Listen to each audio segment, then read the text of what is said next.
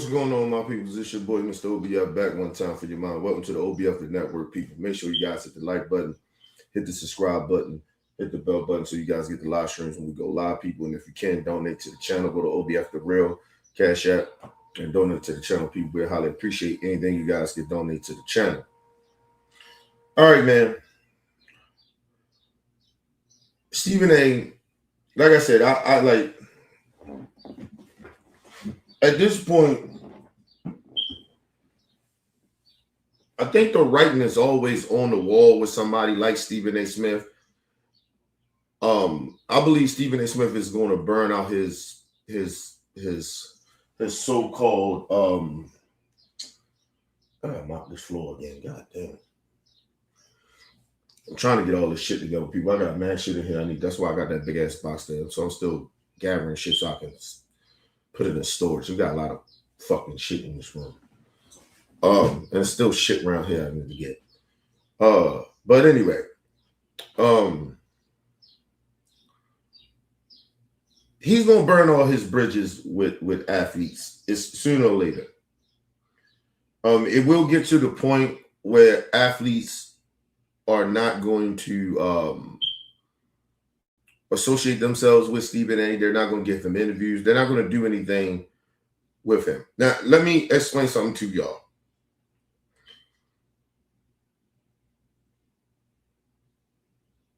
A lot of the athletes used to come on that show because of Stephen A.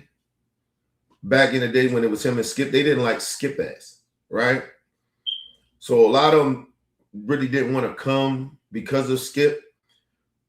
But they would come for Stephen A. because he had a connection with the guys and the players, right? Especially in the NBA. And he started to burn those connections he had, those, friendships, if you want to say some of them friendships, right? Or if it's just media friendships or whatever, right? He's starting to burn those, right? Now, he decides to go after Jaylen Brown because for some weird reason, somehow because they lost this lead, 3-1 lead. Who did they lose to? Y'all let me know in the chat, people. I've been watching the playoffs, but I've been kind of busy and shit. So, but who did they lose to? They didn't lose to the Knicks. 76ers. They lost to the 76ers. And nobody expected that. Nobody thought Embiid was going to play that good either. Right? So that was one of the things. And then a lot of people were saying that Jason Tatum shouldn't even have played because he was coming off that Achilles heel. So, but then he came back and played good, but that he's not even in game shape. So he's just out there on one leg, really, because he's not pushing off his normal leg that he normally pulled because he's been very careful pushing off of that leg where he had the Achilles heel. So it was almost like you seen the writing on the wall. If he got hurt, you were like, okay, but this is what we were saying, why this nigga shouldn't even have came back, right? But I understood why he wanted to come back. He looked it pretty good. But at the end of it, look what happened. Right? Because now I think he fucked his other leg up, his other knee or some shit like that. And now he got to go and rehab that shit. It's rehabbing all over again. So the season, you get what I mean? It wasn't a good idea for Jason Tatum to come back. But anyway, shout out to my brother Bell in the building. What up, brother Bell? So, Stephen A. for some weird reason decided to go after Jaylen Brown. And the thing about Stephen A., you're not doing journalism anymore. At this point, you clickbaiting. At this point, you antagonizing people on purpose to get clicks. So, like a lot of times, this is why I be saying about people that even sit down with Stephen A. Smith. What are y'all sitting down with this dude for? He's a coon at this point. It's like sitting down with Candace Owens and Brandon Tatum. Like it's sitting down with coons. You're wasting your fucking time and energy. These people are not going to change. They're in it for the money. They sold for the bag. And so they don't give a damn who they disrespect to get that bag, especially when it comes to us. So let's get into this. Shout out to Jaylen Brown though, because I fuck with Jaylen Brown. He had a great season this year. The man was in MVP talks.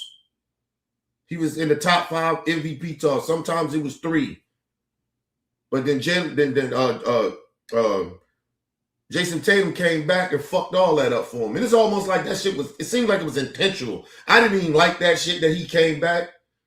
Like, let this dude do what he do. And I'm not saying he fucked up the chemistry, but it kind of did. But anyway, we'll get more in there. It's more NBA talk. We'll get into it. Shout out to Jaylen Brown. Had a hell of a fucking season. Nobody expect y'all even to be where y'all was gonna be, and you had a fucking MVP year. Nah, fuck that. Stephen A. Smith is so out of pocket. Let's move on.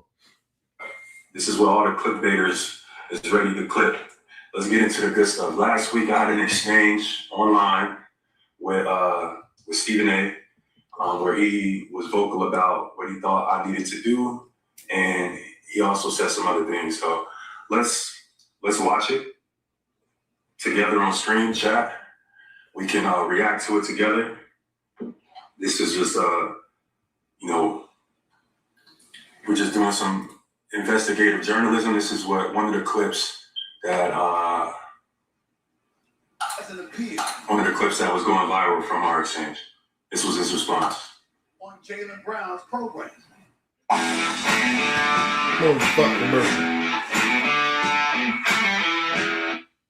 This was his response on Jaylen Brown's program. You know where Jason Tatum was? Oh, let's start it over. That Jason Tatum hasn't appeared on Jaylen Brown's program. Okay. You know where Jason Tatum was? Right here, first day. Let's pause right there. What type of journalism is this? Jason Tatum hasn't been on my stream, and this is what we're talking about on First Take.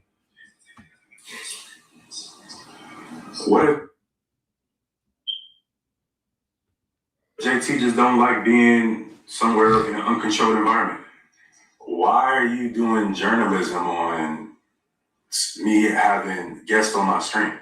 And this is a part of the reason why I started sharing. This is a part of the reason why people. And this is the problem with Stephen A. too, right? Like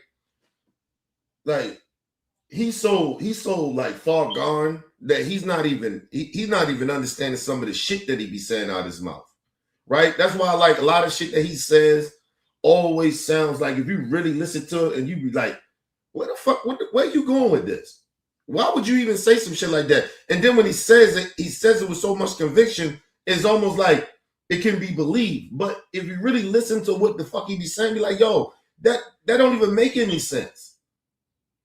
Right? Like, first of all, it's only a few big streamers, right? That a lot of these guys do streams and they start off doing this shit themselves. Right? It's no different than me doing my show, right? A lot of people start off doing this shit themselves. Now, if you're in a space the way you do interviews, that's what your shit was created on, then I understand it. But a lot of dudes that do podcasts or streams and shit like that, they start off doing this shit with themselves or whoever they doing the stream or the podcast with. It's not to bring guests on. Now, they might get big enough to where the point that where they may bring a celebrity or somebody or athlete, somebody famous to come and do an interview, right? Streaming and podcasting was never started doing that, on having guests. Even when Stephen A. first started doing his podcast, he didn't have guests like that all like out of the blue. Like, I mean, not out of the blue, but they didn't start off with having guests. He started to interview people and bring people and bring guests on his show. Excuse me. That's how a lot of podcasters are. And then let's get to the point where he said, well, he didn't come, Jason Tatum didn't go to Jaylen Brown's streams. You know where he was at? He was on First Take. Stephen A., your show is known for that. To get people to come on your show to interview them. But you don't have all these different athletes all the time coming on your show, right? Usually y'all got a structured show that's set up for y'all to talk about sports, which half of the time you don't, you get personal, right? So, okay, Jason Tatum did a show with you. But see, that's the shit I'm talking about. And listen, I love Jaylen Brown. It's not about him doing journalism. We all know at this point, Stephen A. is not a journalist. He's a troll. He's someone that it doesn't matter what platform he's on at this point.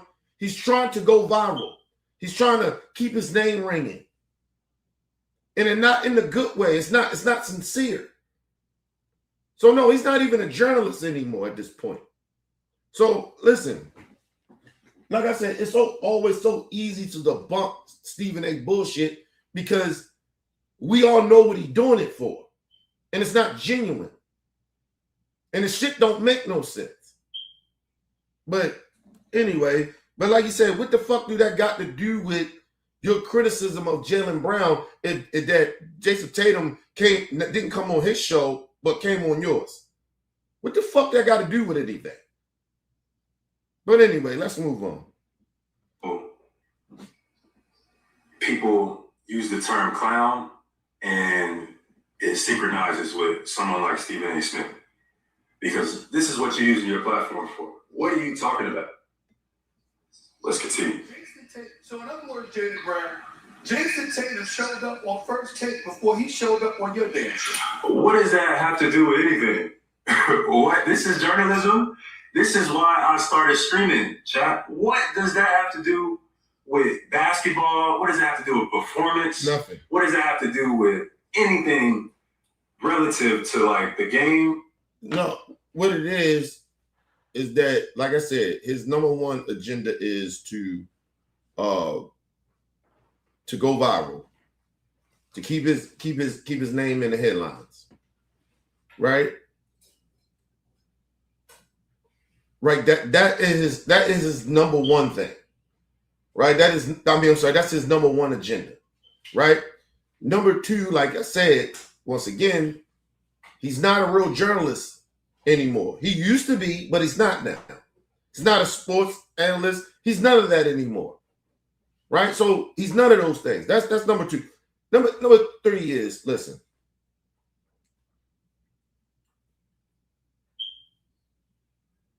The reason he even said what he said, trying to take a shot at you about Jason Tatum, is a narrative he's trying to push.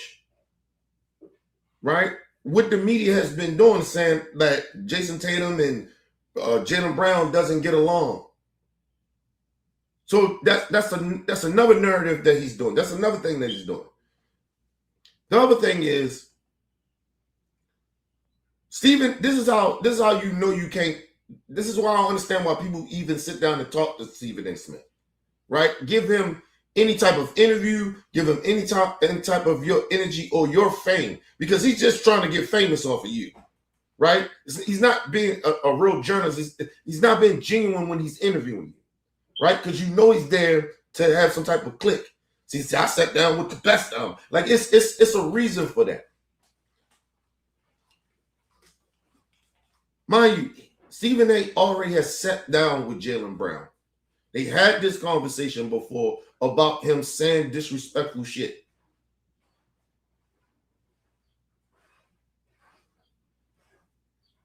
And like I said to Jaylen Brown, look where that got you.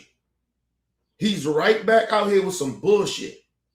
He's not talking about the game of basketball. He's not talking about the ins and outs of the game or what went wrong or whatever in the series.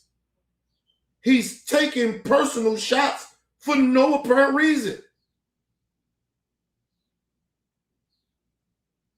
But listen, like I said, a hard head makes a soft ass. I keep telling all these niggas, I don't know why y'all keep trying to befriend this dude. I said that shit about the Up in Smoke dudes. All the smoke with Stack and Five Stacks and Matt Barnes. Like, yay. Steve.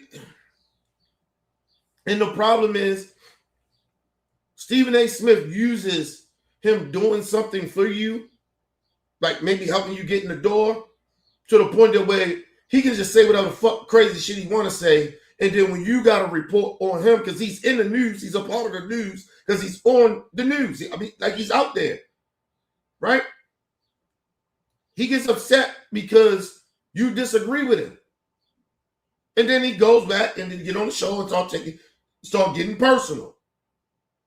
That's what he does. This shit it's been written on the wall of who Stephen A. Smith is at this point. Like, at this point, I get very upset at Jamel Hill, and a lot of them talking, I got a lot of respect for Stephen A. No! You can't have respect for somebody that will use something they do for you when you criticize them when they doing some fuck shit, and then they use it against you.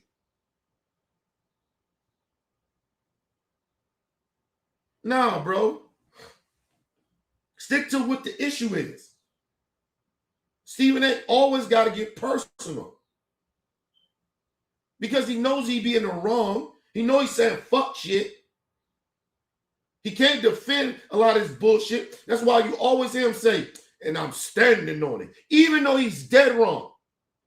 Because he can't defend it. He can't tell you why the Jamel Hills or anybody that criticized him, what they saying was wrong. He can't tell you that.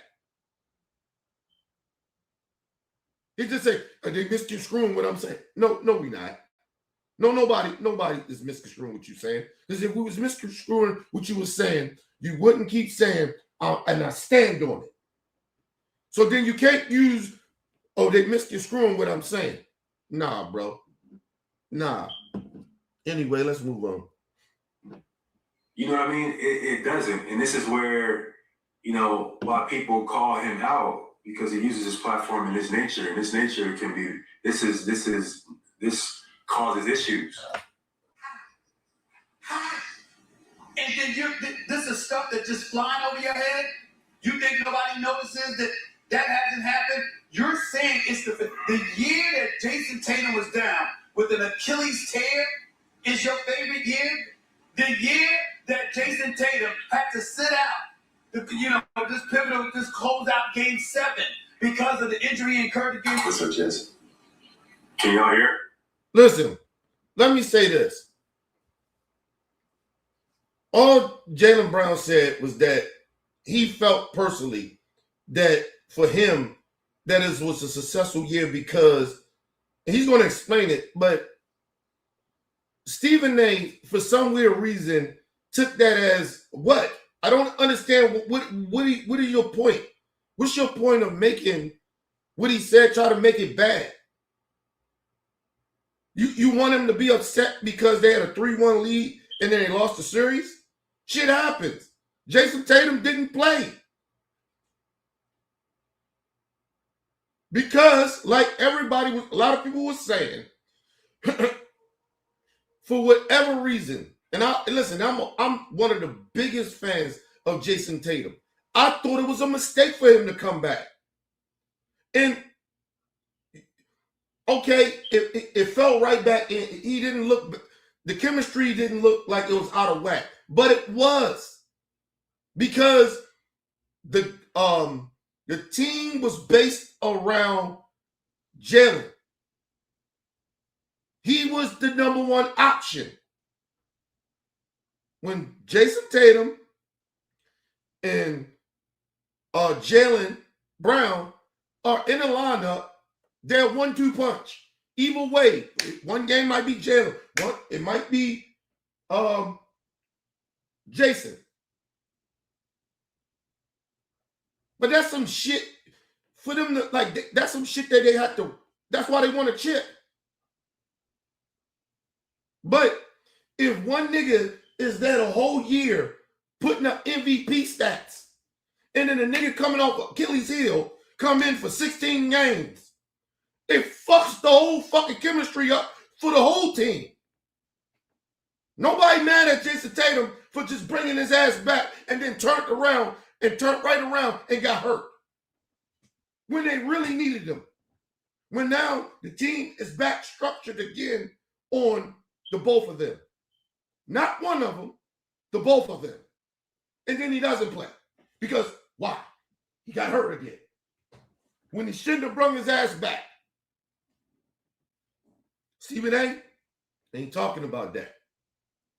He trying to blame Jason Tatum. Jaylen Brown.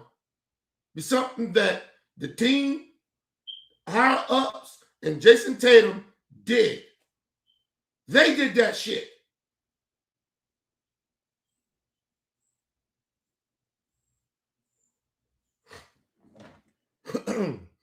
Stephen A. I'd rather if some shit get ready to come up and I'm going to speak on it. But, because I'm going to hold it. Because he's going to say some other fuck shit. Right? But that lets you know how much of a fucking coon he is. But Stephen A. ain't talking about that. Somehow he's mad at Jaylen Brown comments about for him it was a successful year. He's mad at that. Because they lost a 3-1 lead. But you don't put it in perspective of what I just said or why that most likely happened. A very high percentage of why they lost that 3-1 lead. Because who got hurt? Not Jaylen. Jaylen wasn't coming off an Achilles heel injury. Jason Tatum. But nobody putting the blame on Jason. And I'm a big Jason Tatum fan. One of my favorite players in the league. But that was some fuck shit. But let's move on. I turned it up. I can hear it already. Pull. That's your favorite year? The year? I think they might be able to hear it better now. Pull this up a little bit. Which one? That's how, yeah, go this way. Keep going. I'll try that. Yeah. See now. Look at you lose 3-1. Of all the stars in the history of the Boston Celtics, you the only one because you were driving the bus, baby. Ain't nobody pointing to Jason Tatum. He was sitting. Right. He was in street clothes. Well, that's the problem. That's the goddamn problem. If you're going to blame Jaylen Brown, why we not blaming Jason Tatum for bringing his ass back and wind up getting hurt again? And don't tell me it's a freak accident. When people get Achilles heels, a lot of people these players get Achilles heel, they only can work, even if you get a knee injury, and you coming off of that. People kept saying, Jason Tatum should not come back. He's not in game shape. It's one thing to be playing in practice, playing a 5-on-5 or 3-on-3, but game shape is different. Playing in the game and consistently playing like that is different. Especially when you play against elite players.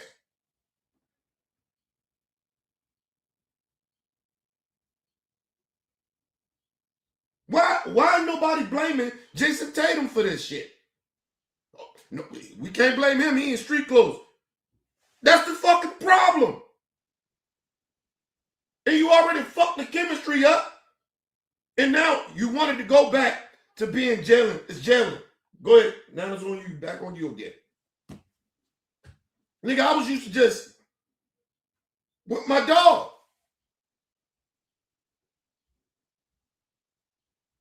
It's Batman, Superman out the bitch. I lost Batman on Superman, however you want to look at him. And he wasn't the only, ain't like he played bad. It fucks the whole team chemistry up.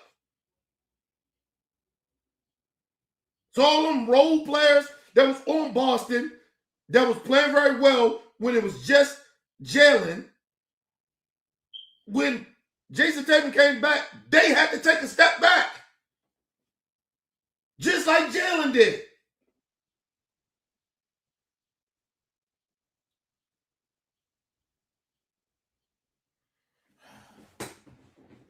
Stephen A. And this is why people like me say you lost it. And the reason you lost it because you out here clickbaiting. You're not even using good analogies or really breaking down the games anymore. You're just Monday night quarterbacking and some shit. I mean, the day after quarter, I don't know what the fuck he's doing. He just doesn't even make any sense at this point anymore. He's not doing a good job of being a sports analyst anymore. This dude is horrible, man. Just fucking horrible and disgusting. Let's move on. The only star in the history of the Boston Celtics that ever lost a 3-1 lead and surrendered, and that's your favorite year. Why? Because you and your teammates developed better chemistry and camaraderie? You said that you overcame the person? See, this is where I gotta pause again. See, this is a narrative that he's creating. This is in journalism. This is him making his own opinion and formalizing it about what I had to say on his platform. And this is why, respectfully, a lot of people say, fuck Stephen A. Because this is the type of stuff he does, and then he doesn't recognize That's what I said. Jaylen is breaking it down in his own perspective, but this is what I'm saying. He's not even doing real journalists anymore. He's not doing sports analysis anymore. He's just basically taking shots for no apparent reason. And the reason he even taking shots, the way he's doing it, it doesn't even make any sense. Other than you're doing it to go viral, to be a villain for no apparent reason.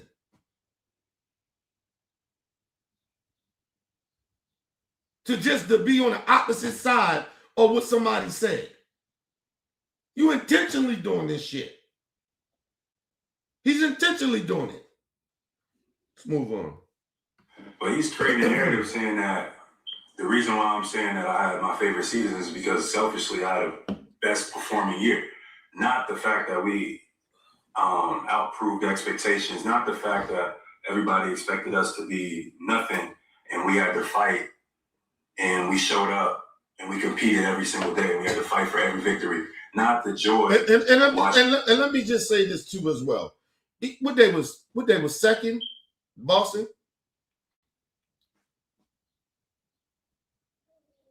Even when Jason Tatum came back, listen, don't wish injuries on nobody. I kind of seen this was going to happen. Even if it happened in the first round and they'd walked through it, because when they started losing, Jason Tatum got hurt. Okay?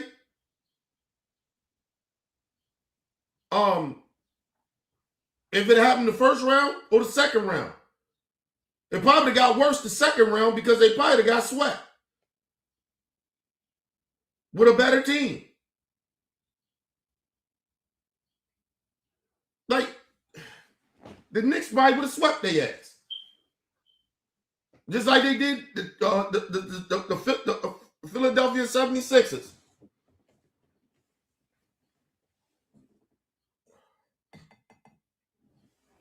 Listen, my expectation, even for them to be in the playoffs, I was worried about Jason Tatum. How he came in there and that whole chemistry they only played 16 games this year together. That ain't enough time. And then, like I said, what if he get hurt? And right on cue, he got hurt. Not because he's injury prone. He's coming off of Achilles' heel.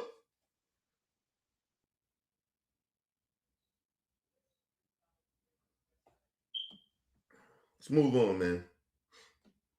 Our teammates grow, or not the joy of watching guys who are unproven start to solidify themselves as well through leadership, through chemistry. Like, he maybe not doesn't understand that because maybe he's never had to fight for nothing in his life. Maybe anytime adversity is hit, he's rolled over or he's gave in. So facts. He's a sellout. So you know he did it. Listen, nobody knocks Stephen A. hustle. It's how he hustling. How he's stepping over people. How he's intentionally shitting on people for him to have success at this point in his career. Nobody knocks is how he's hustled back in the day to get to the point that he's at. Now you're there and you're just stepping on your own people and stepping on brothers and sisters to keep your status of where you are. And that's the issue. You're afraid to lose that because you don't want to speak the truth on things. Because the truth is controversial. Lying and deceiving and making up shit and fake outrage and going viral keeps you, you know, okay with your bosses. Get you the bread. Let's move on. he thinks it's the same thing as somebody who has little to no expectation and they stood up and they made a name for themselves. He may not understand that concept, and that's why he's pushing his narrative. No. Jaylen, bro. Excuse me. No, he understands it very well. Listen, I told y'all, we're not knocking Stephen A. hustle. How he got where he got. I mean, where he is right now. We're not knocking that. We're knocking you got there. Look what you're doing. This shit ain't cool, bro. You're stepping over people. You're shitting on people for no apparent reason to stay relevant. To keep that status. That's not cool. So, no, Jaylen Brown, he knows exactly what he's doing.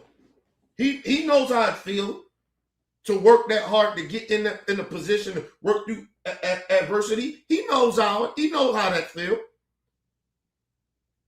He knows exactly what he's doing. I'm not giving him no pass like that. He knows exactly how it feels. And he still continues to do this bullshit. But let's move on. Again, this is what Stephen A. is using his platform for. Let's see what he finishes. What happens? What's the remedy? Given all these things you're pointing out, I'm with you. But that's why I brought up the whole trade thing again. What are you going to do about it? I don't mind, but what I'm saying is the first order of business is that he needs to be quiet and like pick. With the perfect kit for steak and shrimp bucatine, Olive Garden's new collaborative sauce just made. He said the first thing of business, he needs to be quiet. And I'm going to tell y'all some real shit.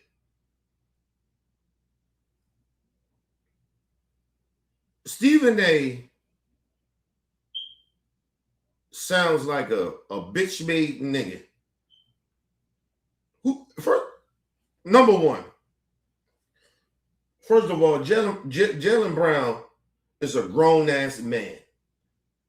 That's number one. Number two, if Jaylen Brown need to shut the fuck up, Stephen A., you need to shut the fuck up about politics because you don't even know what the fuck you talking about. Everybody in the political world says that you don't know what the fuck you talking about. You the biggest clown. You talk just like them stupid motherfuckers over on the right wing, over there on Fox News. That's how you speak about politics. And the crazy part about it, they know exactly what they're doing. They know politics, even though they say the stupid fucked up shit they say. You literally don't know what the fuck you're talking about. Regardless if you're intentionally putting misinformation out there or not. You literally don't know shit about politics. or how it works. But you still keep running your fucking mouth, and everybody keep telling you you need to shut the fuck up. So who the fuck are you to tell Jaylen Brown a game that he actually plays, actually great at, 10, 15 times better than you, more successful in the game, more knowledgeable about basketball, even though you're a fucking journalist? He knows about basketball better than you.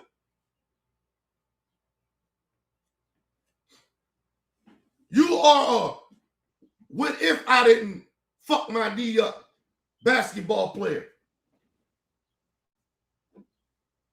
What if I didn't get injured? You one of those motherfuckers.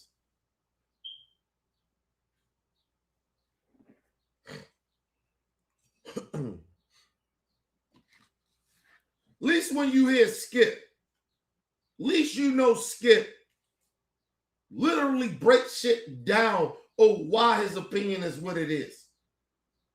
At this point, when you hear Stephen A., he's just getting personal.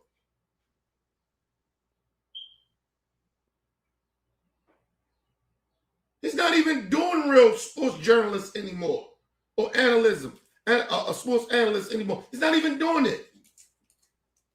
Dude is ridiculous, man. Let me stop right there. You just said I need to be quiet. Be quiet for who? Man, fuck Stephen A. Stephen A, Stephen B, Stephen C.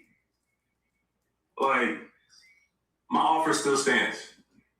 You want me to be quiet and stop streaming? Well, I want you to be quiet and get off these networks, because you're not using your platform to do real journalism. You're using your platform to use clickbait, tell this motherfucker to retire, because he's the face of clickbait media at the point. And maybe with his retirement, we could spark a movement to get the rest of these motherfuckers out of here, or to also have some type of forget journalistic integrity, actual integrity, in order to hold themselves accountable to the bullshit takes they put out with no basis, no bias, no information, just narrative, just for the sake of just pushing a weak narrative, just purely out of that. Now, listen. And he's not lying. And he's not wrong. Stephen A. needs to retire, bro. Like, at this point, like, I even can, if mainstream media wasn't connected to what we do on the internet, like in the beginning, right? I wouldn't give a fuck about what Stephen A. says. But now he's in the space of the internet and streaming and podcasting. And so it's a problem. It's like when the Fox News motherfuckers, they speak, it's like, what the fuck are y'all talking about, man? Like I literally do not watch Fox News. I literally don't watch First Take no more because of Stephen A. Because I know he's going to say some stupid shit. It's one thing of getting shit wrong here and there. Nobody's perfect. But when you know it's that person's intention to troll, to just make headlines and be wrong on purpose, to say wrong shit, to attack people on purpose, to be a villain on purpose. It's like almost trying to be cruel on purpose. Like, dude, nah, you need to go away, bro. Go with that Fox. Stephen A. so big like this, you can go to Fox. Go to Fox News and let them have a show that you just talk about sports all day. They won't hire your coon ass.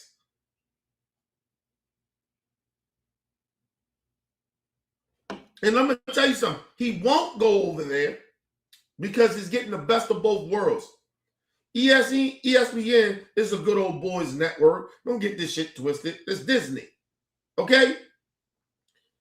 So at Disney, he can play both sides. That's why he get away with a lot of shit that he does over there at ESPN.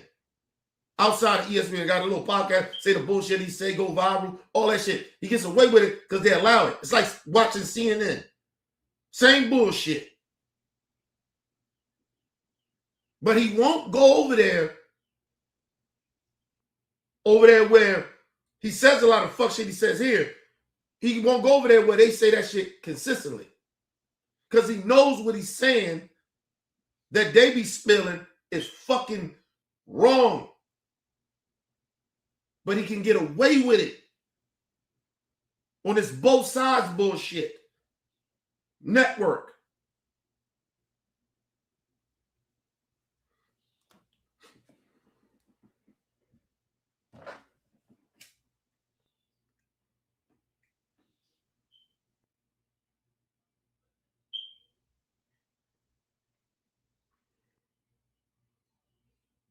That's why when MSNBC, I think that was NBC, CBS, when they gave Megyn Kelly her show, you see how fast that motherfucking show went away? Because you can't have these people on those type of networks. That's why Fox News, regardless if they're the biggest network in the world, it's full of shit over there. It's nonsense. None of that shit is based in truth. It's all conspiracy theory shit. Made up lies.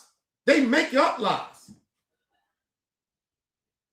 How the fuck you make up a lie and still have a job? Like, get the fuck out of here, bro. Anyway, let's move on. I'll give it up. I'll pass streaming. I'll sign some streamers or some shit. I'll you know what I mean? It ain't a big deal. Y'all never heard from me before this. Think about it. I don't do no media, no podcasts. I don't do none of that. I barely. And he ain't lying. That's why Jaylen Brown credibility is what it is. Because he's not lying. He rarely did interviews. Like not even rarely, he don't do interviews. That's what it's like Jay-Z. You don't see him do interviews. So when he do them, the shit be special because it's so. I believe Jay does it partly because he's kind of like a private dude in a way. It's his personality. I think that's Jaylen Brown type of his personality, right? They know how great they are. They put the work in it, or they put the work in it with Jaylen. I don't gotta really be speaking on it. But then when niggas like Stephen A. go out here and put out narratives about this man, like what you want him to do? I'm gonna tell you something. You know why Draymond Green is so disliked? It's because he won't shut the fuck up. He's not doing anything to help journalists in a way. This nigga, he doing the same shit Stephen A. does. He says all types of crazy, fucked up shit. Talk about Steve Kerr hindered his career offensively wise. I guess that's what he meant. Like, nigga, what? You weren't even that good in college on offense. How the fuck did he hinder your fucking offensive career? Hinder your career on offense like that? What the fuck are you talking about, nigga? Listen, let me explain something to y'all. You can still be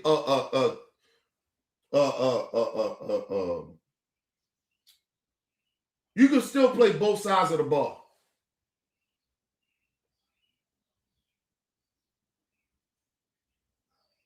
We all know that Kobe Bryant played both sides of the ball. Michael Jordan.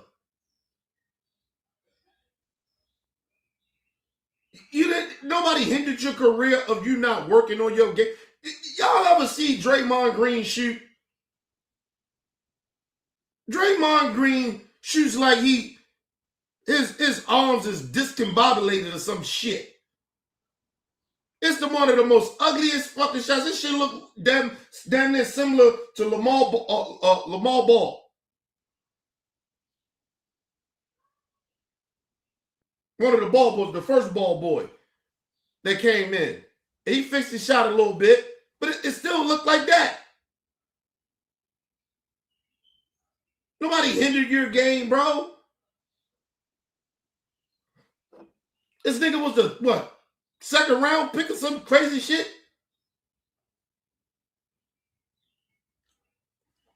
You wasn't that good offensively before you got in the league. What the fuck are you talking about? You felt your itch. You felt how to stay in the league. Appreciate that. Stop blaming her. Stop blaming the fucking coach.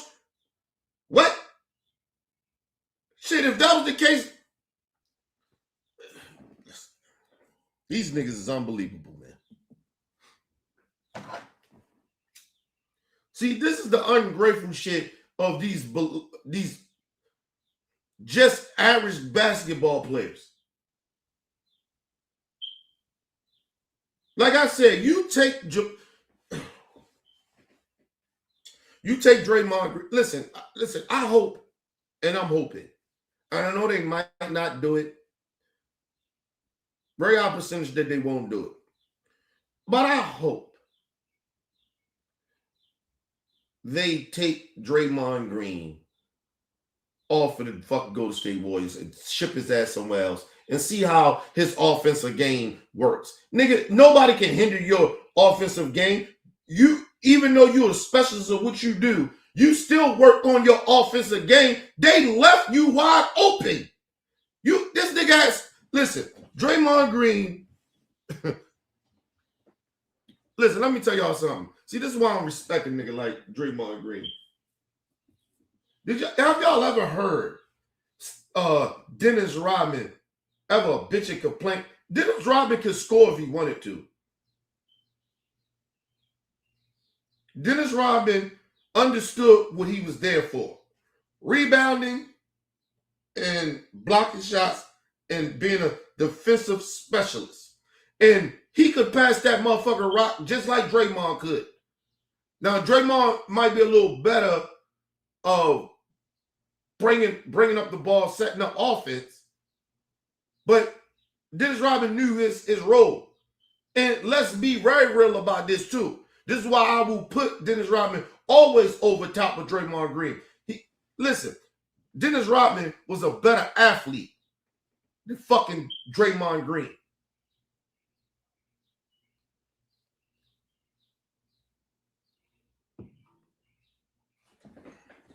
Fuck out of here. You ain't never hear somebody like Mutombo get upset that because they didn't, he didn't work on his motherfucking game because they was like, because he knew his role. How the nerve of a fucking, listen, at the end of the day, Draymond, you are a lucky role player that's going in the Hall of Fame. And let's be very real about this. You only going to the Hall of Fame because of Steph Curry and Clay. You put Steph Curry right now, put him on any team, he gonna do what he do. They put you on anybody else's team, you still gonna look like a non-Hall of Famer. Because without those rings, you ain't shit. Fuck out of here.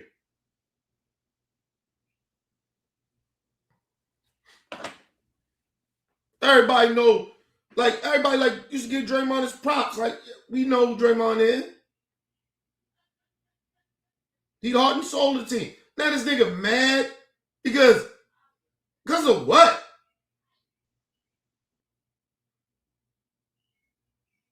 Then you want to call out niggas athletically better than you,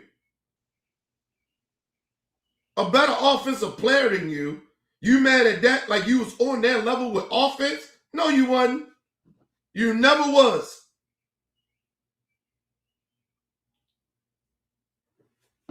That's like Dennis Rodman telling because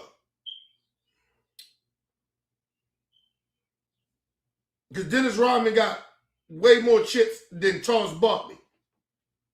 Saying, "Oh, I was better than Charles Barkley." What? You said what? And then he tried to disrespect Chuck. Chuck's still a better player than you.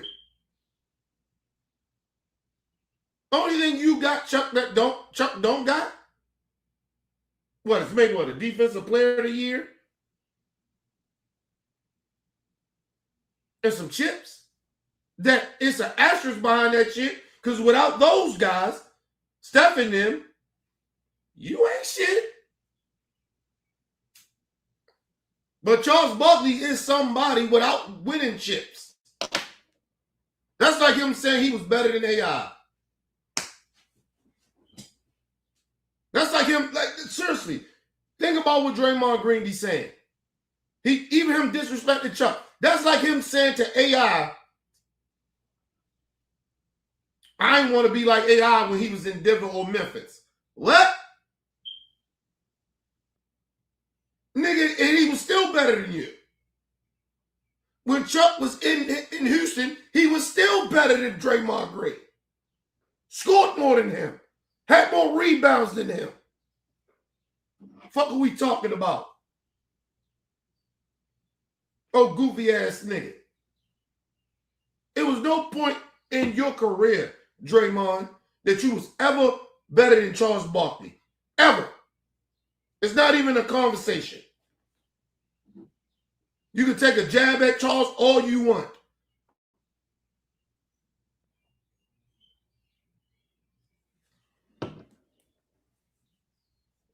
Even when Chuck was old, he was in the league. He was still better than you in any period of your career. Fuck are you talking about? See, and listen, this is where I got a problem with, like when people be talking about, oh, Kenny, you're trying to hold LeBron James to the status about his rings. It's a difference. We're not talking, Draymond Green is not LeBron. LeBron James is one of the greatest basketball players we have ever seen. It is a difference. Draymond Green is probably one of the worstest basketball players we have ever seen.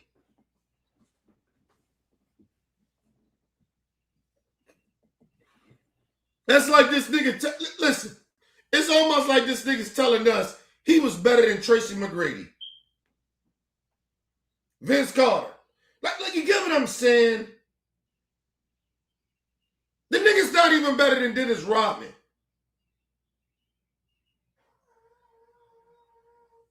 Nigga acting like he was the greatest defensive player of all time or something. No.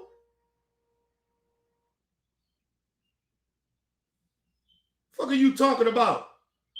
Nigga, I would take Kobe Bryant for defense over you.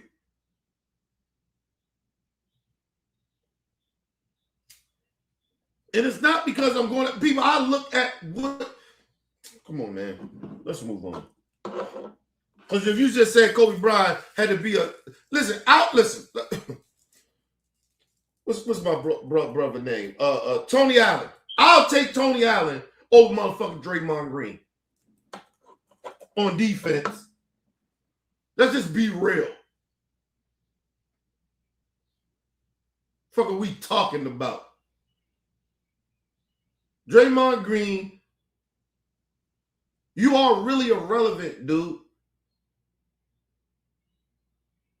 Nobody's knocking that you made it to the NBA and you special. It was good for you. But when you start talking about the greats and trying to put yourself in the same atmosphere, nigga, you only getting in there because of those rings and the team you played for. And those greats that played on that team. You're not more important than Steph Curry. You're not more important than Klay Thompson. And we know you ain't more important than Kevin Durant, so please stop.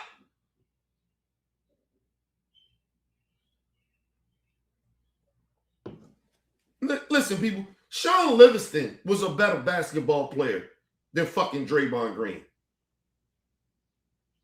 Go look at the stats.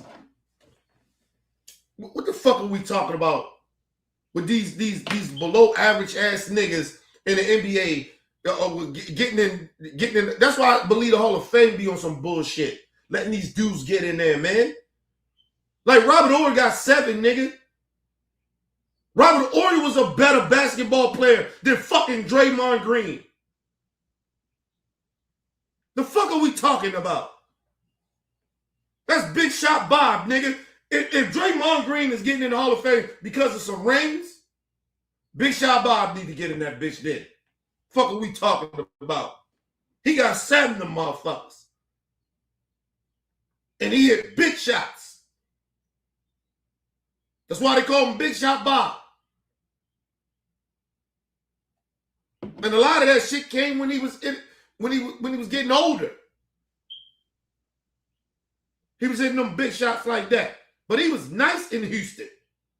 Like, niggas can keep forgetting who the fuck Robert Horry was. Draymond Green?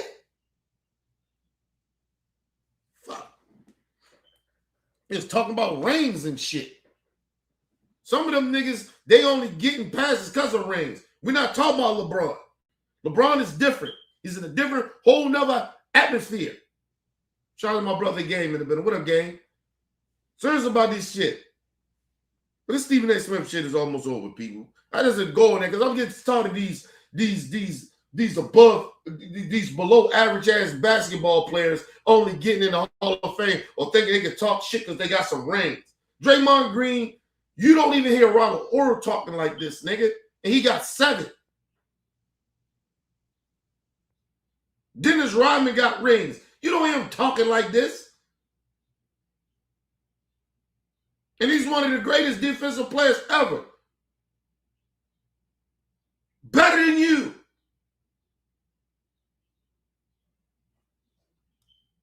Post on social media.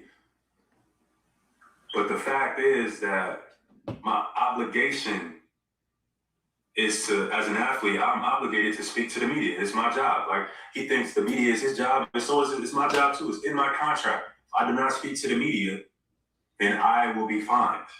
Right.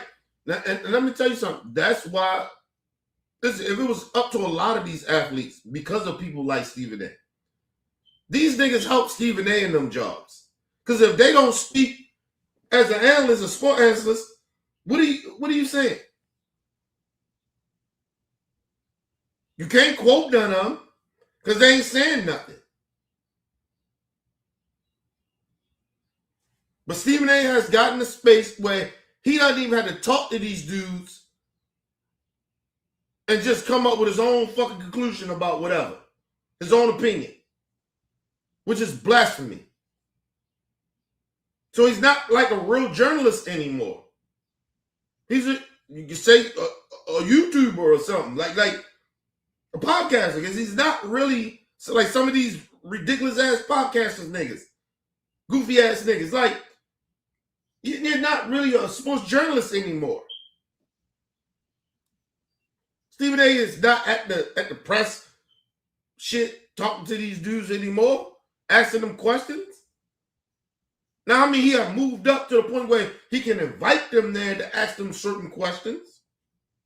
Shit, at this point,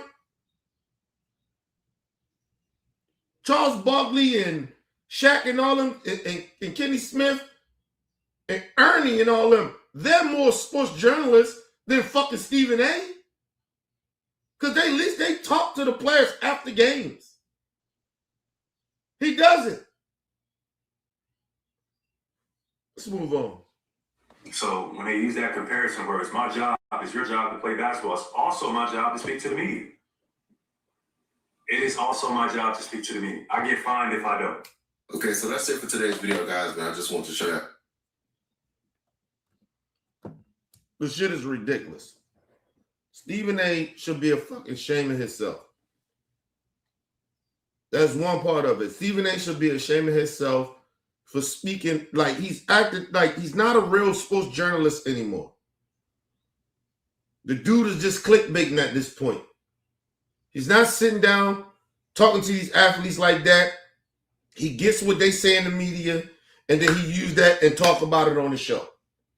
Right? That's basically what his show is. It became to be. That's why some people think what him and Skip kind of created, or what mainly Skip did, and other producers or whatever, what they created with this debate shit kind of fucked journalism up. Sports journalism up.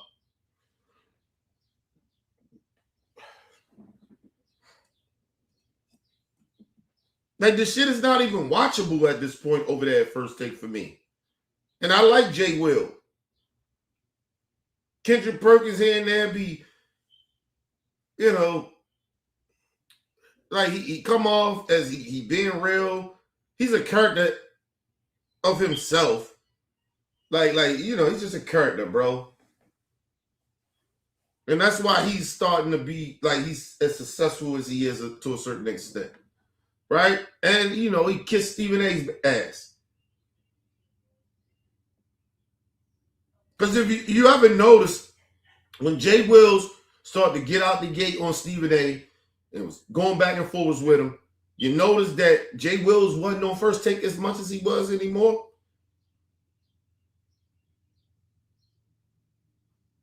He don't like nobody like that. Like, he likes somebody like Doggy or some of those dudes that come on there and say some bullshit here and there. And he's the main guy. Like, it's not even nobody. Like, he didn't change the format of First Take in a way, because it used to be just two people, and then they might bring a third person or two person. They kind of like a special guest. Damn near Jay Wills, all them niggas, Perks, all them, Matt, Doggy, all them, and whoever else comes. Shit, they had Cameron on the motherfucking show. And I guess, listen, you can give Stephen A his props for changing the format for that, but that's to show you how arrogant he is. How much this shit ain't even really about real journalism anymore. Real sports journalism.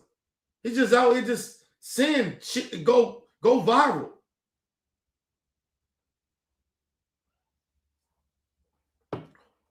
Listen, and I haven't seen him go back at Jaylen Brown yet, so he might say some fucked up shit, or he might already said it. I told you, I don't watch Stephen A. I don't give him that much energy. It's just usually this shit come on my timeline. Even about this Jaylen Brown shit. This shit just came on my timeline, and I say, what the fuck happened? Him and Stephen A going back at it again? Remember the first time, but I'm like, that what the fuck? There you go, Stephen A. There you go. There you go.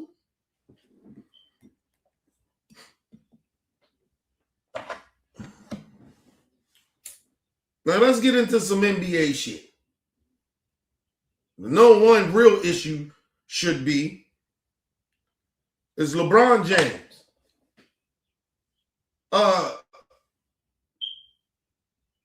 I just want to say this as a Laker fan, because I ain't been a Laker fan for 8 years now. At my core, I'm a Laker fan. But I don't root for the Lakers to win shit. Just being honest. Because LeBron James been there. Just being real. Everybody think like, oh, can you say you like LeBron James as a person? That's different. I like LeBron James off the field. I mean, off the court. The shit he does for the community, shit that he speaks up. I love that LeBron. As a basketball player, he's overrated. Listen, LeBron James needs to go. As a Laker fan, I want to get back to rooting for the Lakers. I don't know if they bad or not. I want to get back to rooting for them. I never was okay with LeBron James being a Laker. I looked at that shit, was that he was thought he was going to go in that bitch and overtake LA to do, because like I said, he always was jealous of Kobe Bryant. Always. Because everybody in the league ain't like Kobe. They respected him though. They respected the Black Mamba. Now you notice, even at the LeBron James at the end of his career, you see how these niggas was Dylan Brooks, this below average ass nigga, another Draymond Green type nigga, disrespecting LeBron James. Yeah, all right. Nobody was rolling around disrespecting Kobe Bryant like that. Nobody.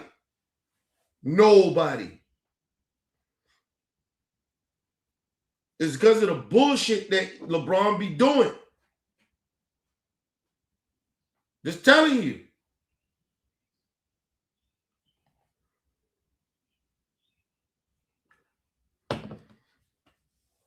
LeBron got to go. We know Luka is the face of Laker Nation. We get that. I'm cool with that. I'm not the biggest fan of Luka, but I get it. It's Luka. Luka nice, but I ain't the biggest fan of Luka. We got him. We get it. He younger. We get it, and he nice. It's not like he fucking horrible or something. Like, okay, cool. I ain't saying he the next Kobe Bryant or something, but I'm just saying it's Luka. Okay, cool. We know he the face. He no one. Build a fucking team around what the fuck he need and want. Just like they did with LeBron. I was hearing niggas talking about, oh, he want AR. Give him what the fuck he want. You did it for LeBron. They got one championship in 8 years.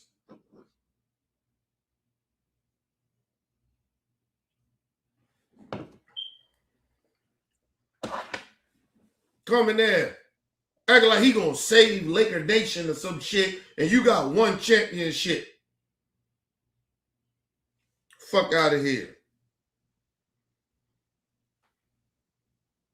You know why Kobe is beloved in Laker Nation? It's because, niggas was skeptical about Kobe. Nigga, you ran off Shaq. Kobe ran off Shaq. Nigga like, oh, come on, Kobe. The fuck you on, man? And then Shaq turned right around 2 years later and got a chip. What?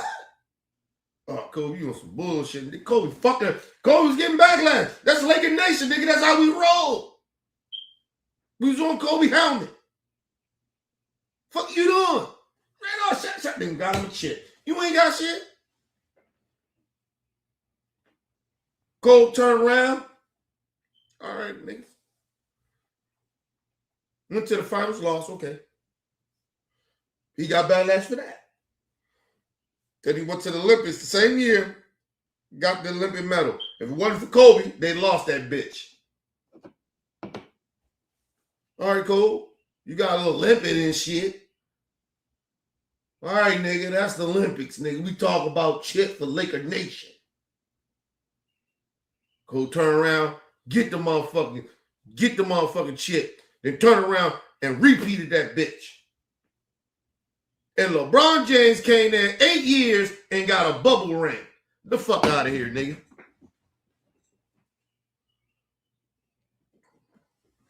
Nigga, that's why I never even look. I love Tim Duncan.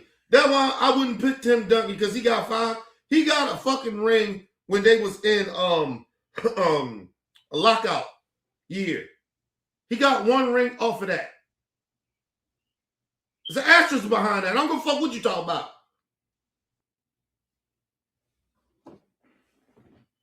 Fuck are we talking about? If I can get that to Tim, why I can't get that to LeBron? Motherfucking bubble ring. Get the fuck out of here, nigga. That's a Disney ring, nigga. That's one of them when you go to, you know, you remember the shit where little bubble gum ring. Where you go there and you get it and you turn a little thing and it come out. There's a ring in there with a piece of bubble gum or candy. And a little machine. That's what that ring is. It count.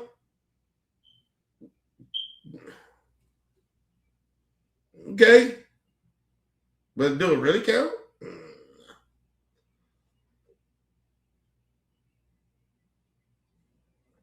And then you had Dwayne Wade come out there talking about, oh, it was almost trying to diminish Kobe Bryant, that one ring he got when he ran out of gas, when he been carrying the motherfucking team for the whole year and the whole playoffs. And he had one series in the finals, and they still won, that Kobe kind of gassed out. It's Kobe fucking Bryant. And he had Paul Gasol. And he still out-rebounded everybody on both sides of the team. What? The level of disrespect they show Kobe Bryant, but they keep on trying to push this stat packing ass nigga LeBron James. They got one motherfucking bubblegum ring for 8 years and telling me he great because he done broke all the records and shit like that. Yeah, I told you, he's a stat packer. That's what stat packers do. Because they can't do what really counts when you're living up to the real niggas and the real goats in the room. Like I say, I don't even, listen, at this point, I'll take Kobe and Mike outside of the GOAT debate. At this point. If you just want to say LeBron the GOAT, fine. Even though he's not, because I named a couple motherfuckers before him, but he's not even in my top 5.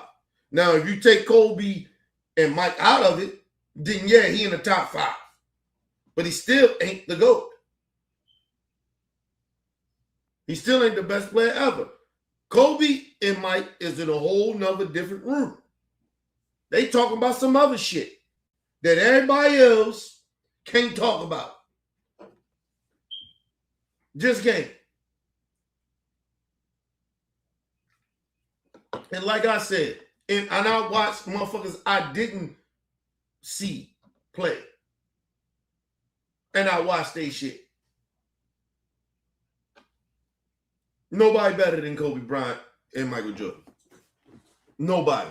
They're the 2 greatest basketball players I've ever fucking seen in my life. Ever. It's not even a fucking conversation at this point. Don't tell me about Bill Russell and Will Chamberlain and Oscar Robertson and Magic Johnson and Kareem Abdul-Jabbar. I get it.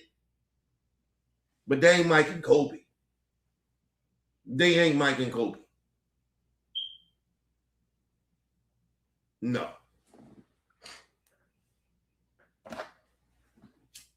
How's Mike the GOAT? And they say, well, he just copied Mike. And motherfuckers tell you Kobe Bryant is more skilled than Michael Jordan. He was more skilled. Come on now. So if he won, Kobe is the split image of that. One of the greatest basketball player we ever. Come on, man. Those dudes over there. LeBron can have a GOAT debate. The LeBron James motherfucker. Y'all can have that debate. Kobe Bryant and Michael Jordan is out the GOAT debate. They over here. This the GOAT debate. It's the GOAT debate. Michael Jordan and them over there. They're in a whole nother room. Don't even bring them up no more at this point. Because y'all don't want to be, the LeBron James fans and dick riders, they don't even want to hear real truth anymore. They don't want to have real debates. They just keep throwing stats up. Like, okay, cool. We know. It's like, if you go listen to Skip breaks that shit down. We know LeBron James don't have that mentality. He doesn't. He's not a killer. Anybody can get angry. Right? Like, it's like a motherfucker. When you talk about a certified assassin killer, motherfuckers kill. That's what they do. Right? Excuse me. No matter what the situation is, that's them. There's no turn off button with them. They that. Regardless of what the situation is. LeBron James can turn it on, turn it off. He's not on a level with that. Love Magic, same shit. But Magic was a killer, but he can turn it on, turn it off. Kareem, all these niggas y'all name, they can turn it on, turn it off. Not Kobe and Mike. They could not turn that off. They could not turn that off. Them niggas was just different, man. And that's why I said Kobe, I take Kobe and Mike out of the GOAT debate. They over in another room by themselves. Them niggas doing whatever, bro. Leave them dudes be, man. Give me 1 second, y'all.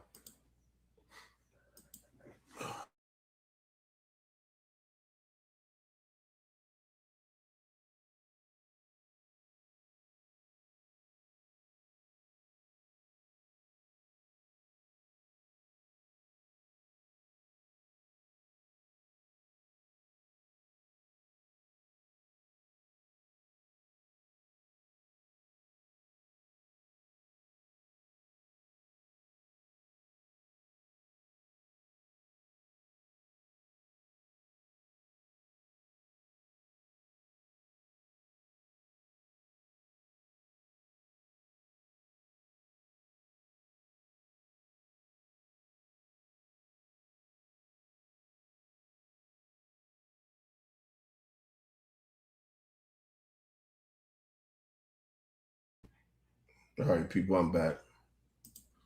Yeah, like this is why I don't even want to have like the GOAT debate no more. Cause LeBron James people and LeBron been doing the shit that he been doing in the media, even in the podcast world, the streaming world. Like, dude, we're not having this conversation anymore about Michael. Don't even put Mike and Kobe in the debate or the GOAT debate no more. Because it's not even, like I said, it's not even close. It's not even fair at this point. And it's not like some shit that like I want to keep having a conversation with. You can debate the GOAT debate and just take Kobe and Mike out of it. When I seen motherfuckers have Kobe Bryant at 9, even Skip Bayless had that bullshit, and I was like, yo, he tripping. The fuck out of here. If Michael Jordan is the greatest basketball player ever, then and Kobe is the only motherfucker, and I'm just going off like Skip those type of dudes. If he's almost the split image of that and was more skilled than Michael Jordan, how the fuck is he 9th in your rankings? Bullshit. So that's why I said I'm taking Mike and Kobe out of the GOAT debate. It's not even a conversation anymore with that. We can debate if LeBron the GOAT between the rest of everybody else. But Mike and Kobe, I'm taking out of that shit. I'm not even gonna keep on having this conversation of motherfuckers keep trying to disrespect Kobe Bryant and Michael Jordan. I'm not doing that shit no more. But let's get back to LeBron James. Listen, LeBron James needs to leave LA. Listen, LeBron James could stay, but understand that he's going to be the third option again. So get used to it. That's the only way you stand in LA. Just want to make that clear to Rich Paul and all of LeBron James dick riders. And even to LeBron ass. You're not staying in LA, and you're not going to be the second option. You're not even going to be the second option. You're going to be the third option. And whoever they bring in to circle around you, they're going to, them role players are going to matter more than you will.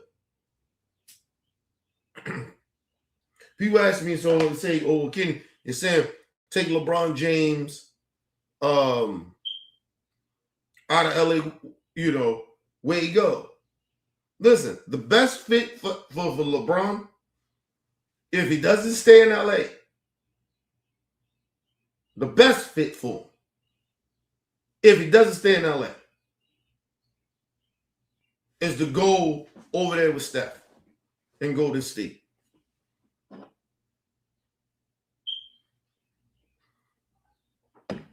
I'm not a Golden State fan. I'm a Steph Curry fan. Right? So I'll still watch them, still root for them and stuff and shit like that. But as a Laker, even if LeBron James stayed in LA,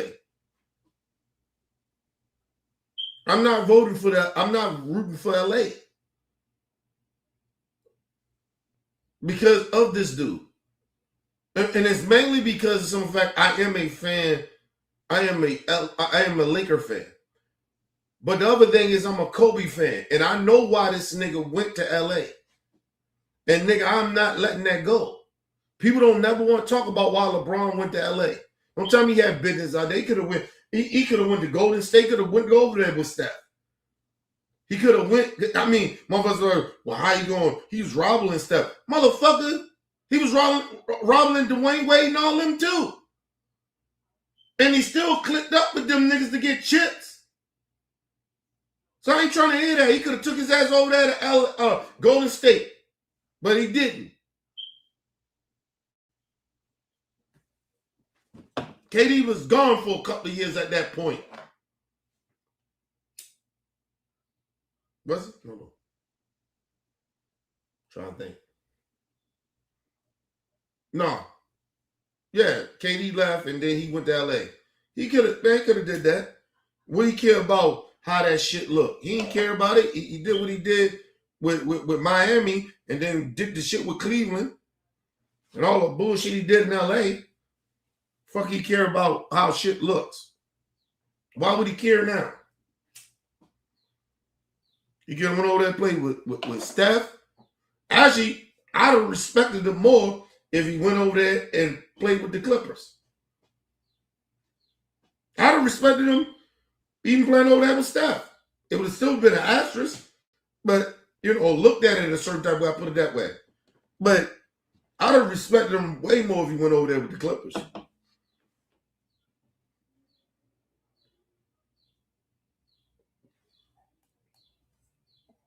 At this point, LeBron James is 41, be 42 this year, some shit like that. I mean, next year, something like that, I think.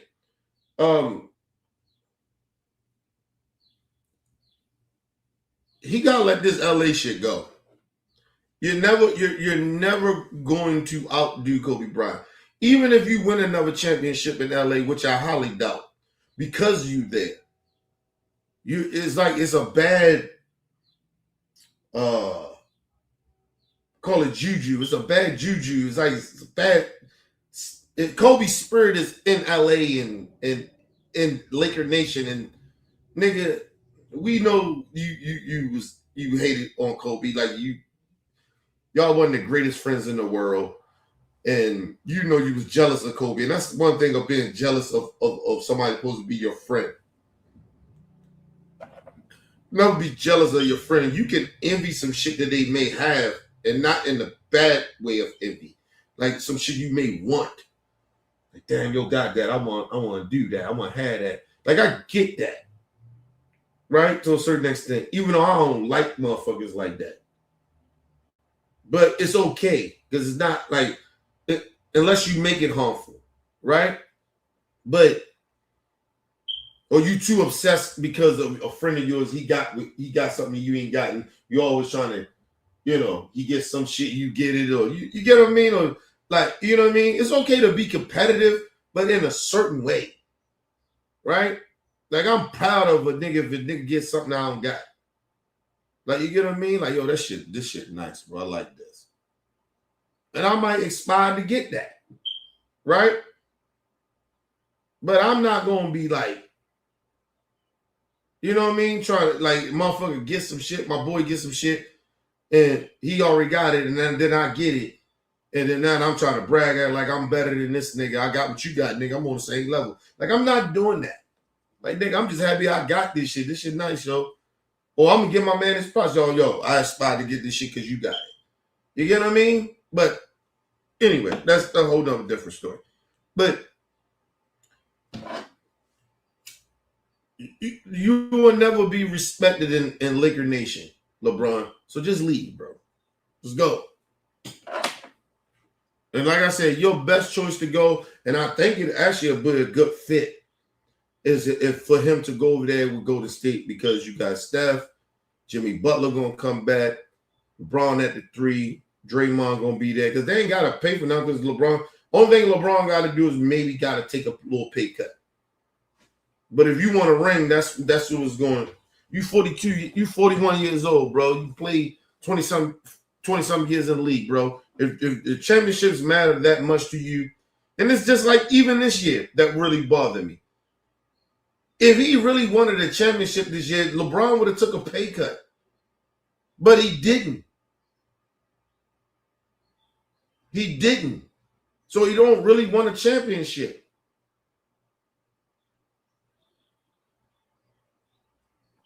And then motherfuckers try to compare the war with Kobe. Kobe was old, nigga. And Kobe already brought them championships.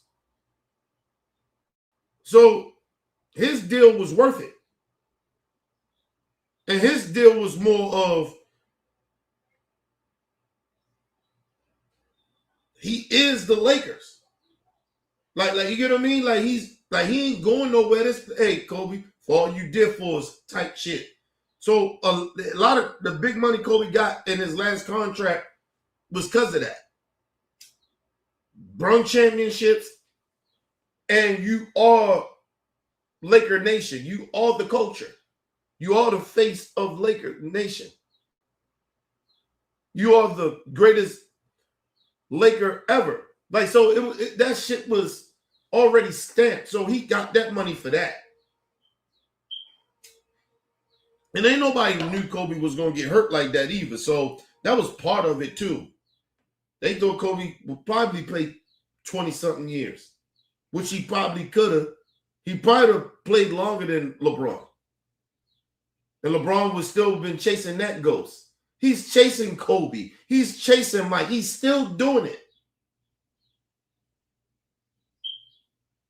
So, listen, man.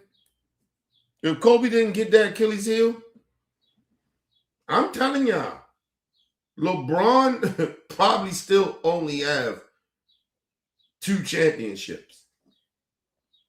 Honestly. Because if Kobe does not turn his Achilles heel, they just got Dwight Howard with Paul Gasol. And, I mean, it was at the end of the career of a Steve Nash. But Dirk Fisher would have came back. They'd have got another point guard. You know, it would have, you know. Shit, it might have spared Steve Nash in a way. The way he had to do so much. Because running the triangle, it's not an up and down thing with that triangle.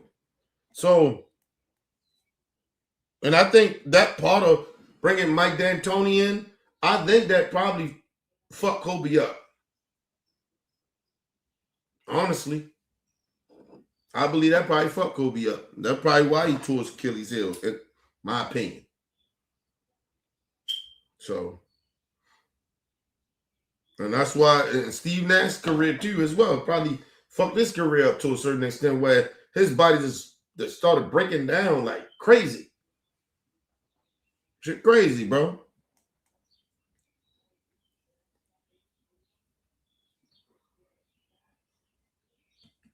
Like Kobe had injuries, but he Achilles heel. Yo, that's wear and tear of running up and down that motherfucker field crazy like that. I mean, run up and down that court like that. That's why you see a lot of these things getting Achilles heel, because they running. Instead of, motherfucker bring that ball, slow it down, run an offense.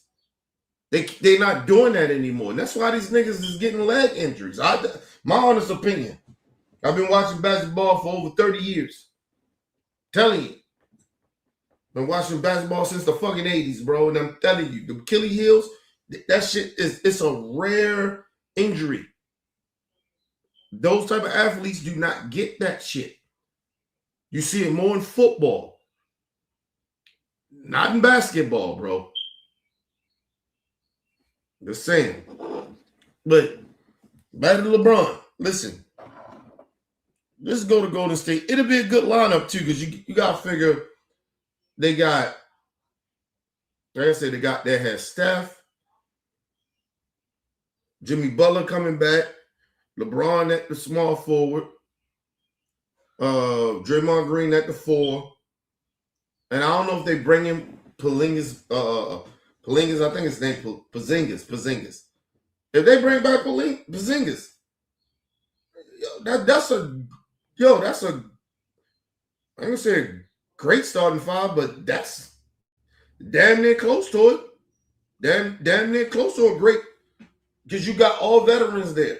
And then you just have you get your bench, make sure they're young, they know their roles when they come in, which one thing about Golden State, about them young players that they develop, they know their roles.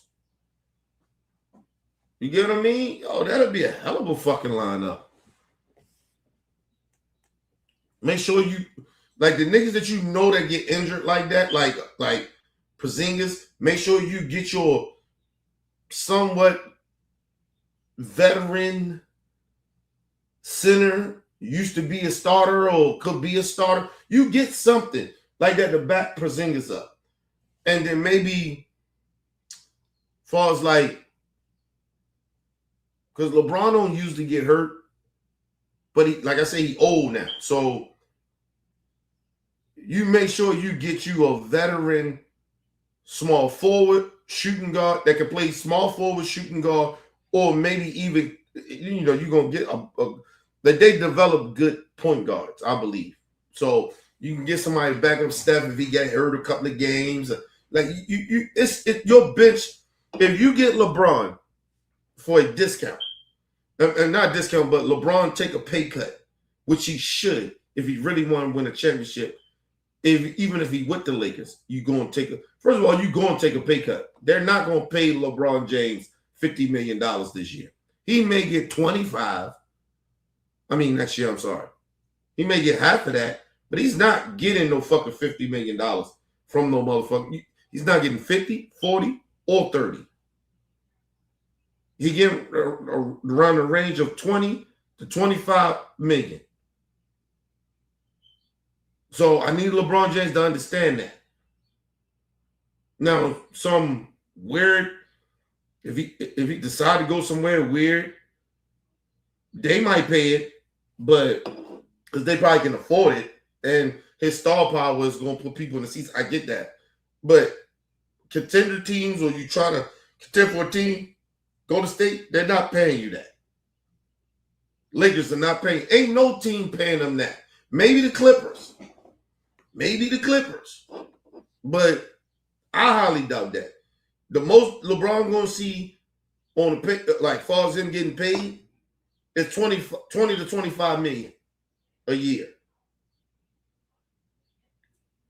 Because at the end of the day, it's still LeBron James. Okay? It's still LeBron James. He's still LeBron James. Okay? So he can get no lesser than 20, 25 million.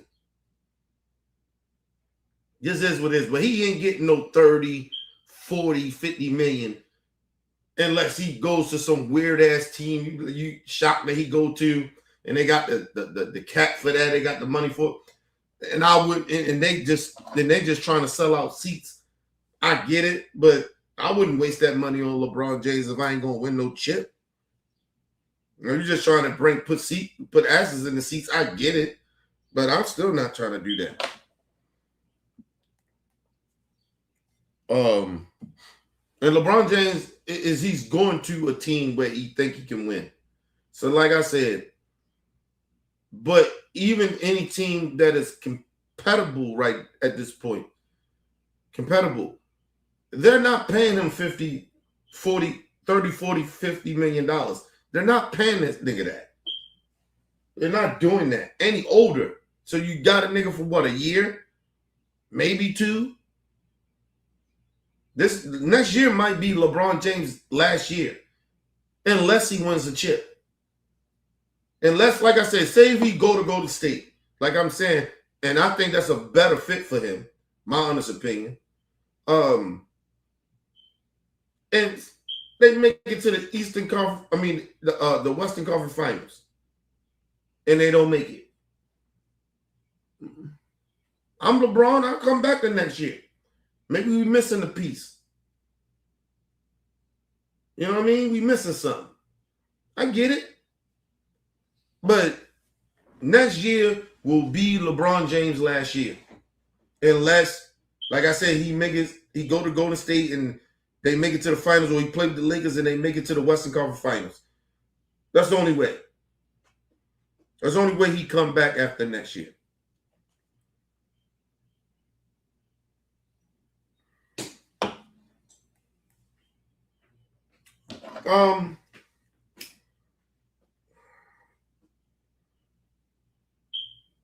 Scotty, listen, I didn't even think about that one. Austin Reeves for Jaylen Brown. Trying to look at this.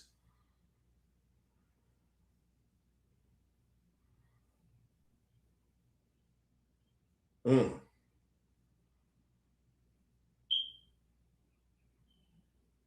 actually like it. Think about it. You got a point there, Scotty. I actually like that. I actually like that trade. I actually like that because the one thing I do know, the Lakers need defense. Austin Reeves don't play no fucking defense. And neither do fucking Luka. Don't play no goddamn defense. So it'll be a great fit for Jaylen. But like I said, even if you bring Jaylen in, actually, you know what? It might be good. You know what? LeBron might stay. I like that, Scotty. I like that. I like that trade. I didn't even think about that. I like that. Because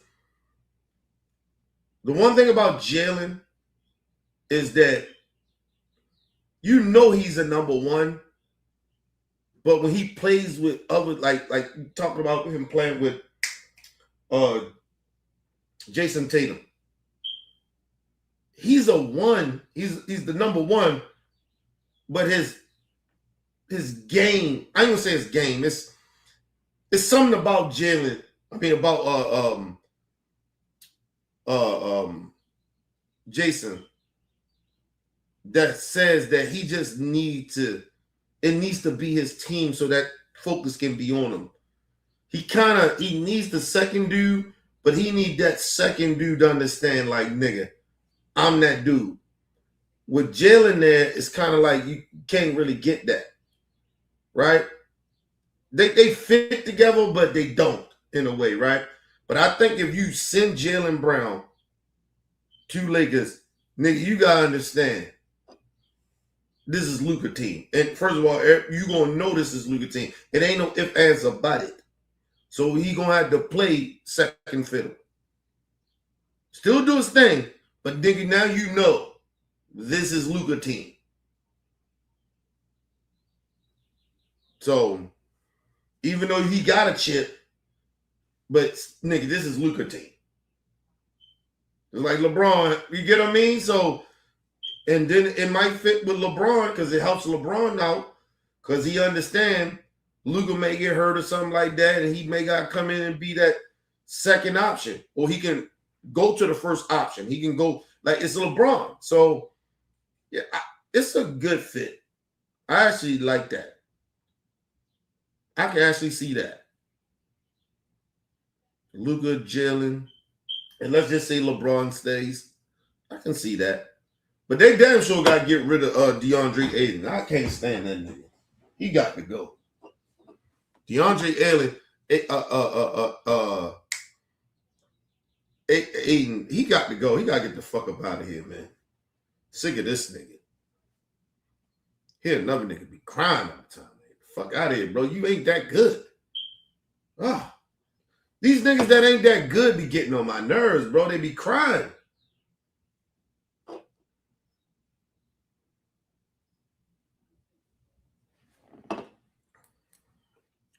Well, you got to think about that shit.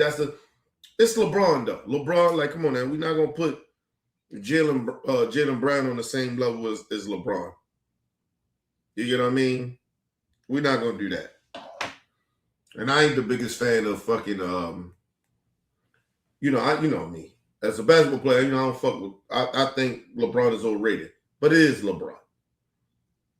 Jaylen Brown is not LeBron, so yeah, come on now. So it's a little different with that. I understand what you're saying, but it's a little different, bro. Or much different, believe it or not.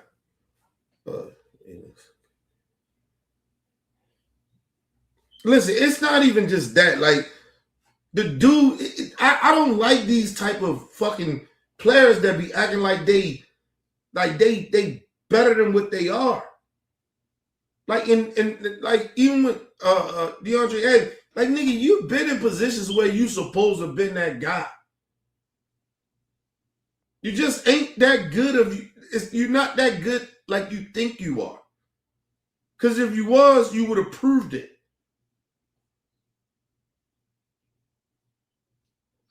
And let me just say this to a lot of big men that's coming into the game of basketball. The game changed. It's not the Shaq in them days where the point guard is going to give you the ball down low. They not doing that shit. Nigga, you better know how to bring that motherfucking ball up a little bit. You better know how to space the floor and shoot. You better know how to do that. If you don't know how to do that, then you're not in this day in NBA. So that's why you see a DeAndre Ayton. Nigga, work on your three-point shooting and your jumpers. Maybe you'll get the ball more, nigga. How about that shit? Work on your ball handling skills. Like, I'm sick of this nigga. Get him the fuck up out of there. He got to, listen, he got to go. Listen, I'm not the biggest LeBron James fan as a basketball player. I'd rather keep LeBron than this nigga. He got to go. Oh, bitch ass nigga. He got to go. All he do is whine and cry and don't do shit. Every time I see this nigga, he don't live up to expectations and shit. All that shit he be talking like he like that. Nigga, you fuck out of here, bro. Listen, my honest opinion. Hey, man. If we can do a trade for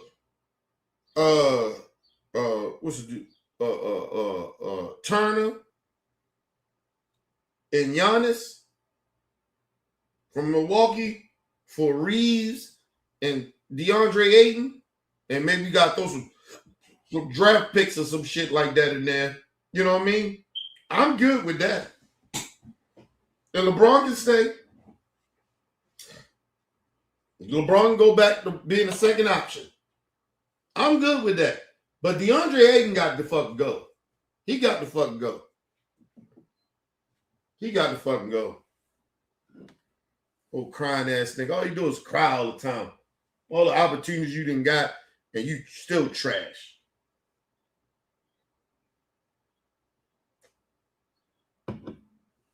Let me turn him.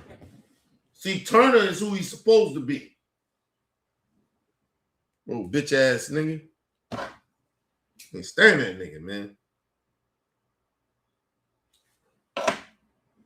You telling me you got Luka?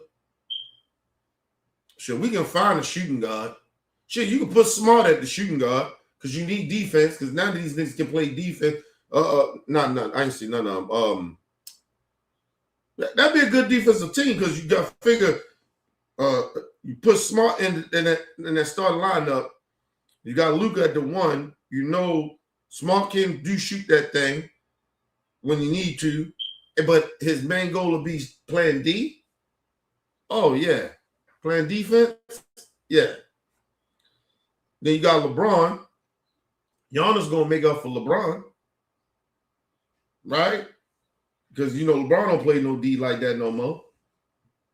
And then you got Turner. Turner, he can play D when he want to, but he's gonna space that floor. So that opened up the field for Giannis. If Giannis want to hang around there grab them boards, grab that shit, do what he do, pick and roll.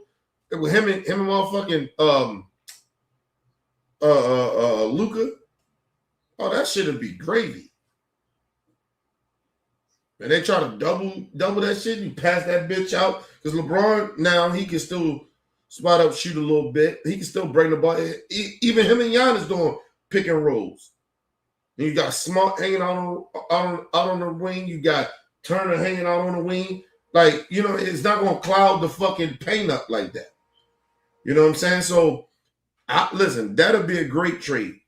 Believe it or not. I like the Jaylen Brown thing with Reeves. I like that. But I'd like more if they could trade Austin Reeves and DeAndre Ayton for Giannis and Turner.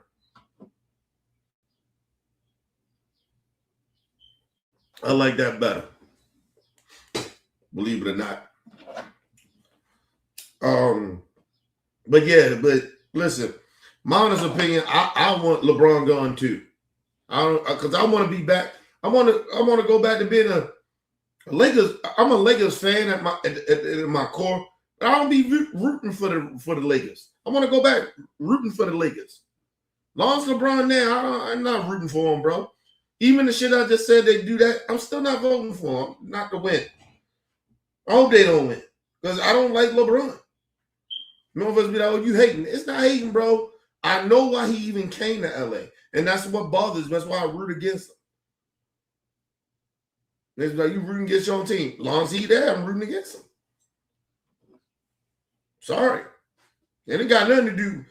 It probably got something to do with Kobe, but it's the main shit I got a problem with because I know why he went to LA. I want LeBron gone. But if he does stay, I'm being fair, narratives of breaking down that they do trades and they, whatever. But, even if you get all that, you still gotta have a bench. The one thing about the Lakers they didn't have this year was a bench. They really did not have a bench at all. Their bench wasn't even okay. It was very below average. They bench was, they really got to do a better job on their bench. My honest opinion.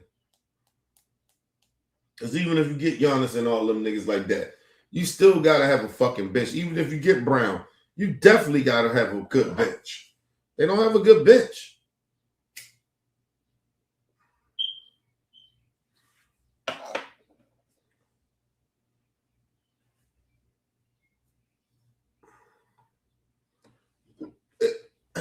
I guess you just popped up in here and said this bullshit that you just said to me.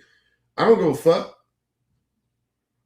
Like I said, I look at that. Listen, actually, his ring was him getting that ring, and that bubble ring was worse than Tim Duncan getting that ring that he got when they had that lockout season. It's actually worse than that.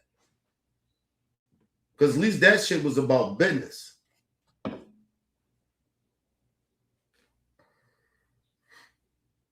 Fuck out of here. He got the ring. Kobe passed away. So what? What that mean?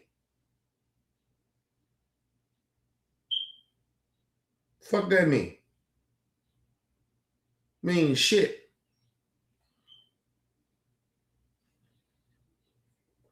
Like I said, if I was the biggest LeBron James hater, like if I was a nigga that hate LeBron, nigga, every championship he got is got an asterisk behind it.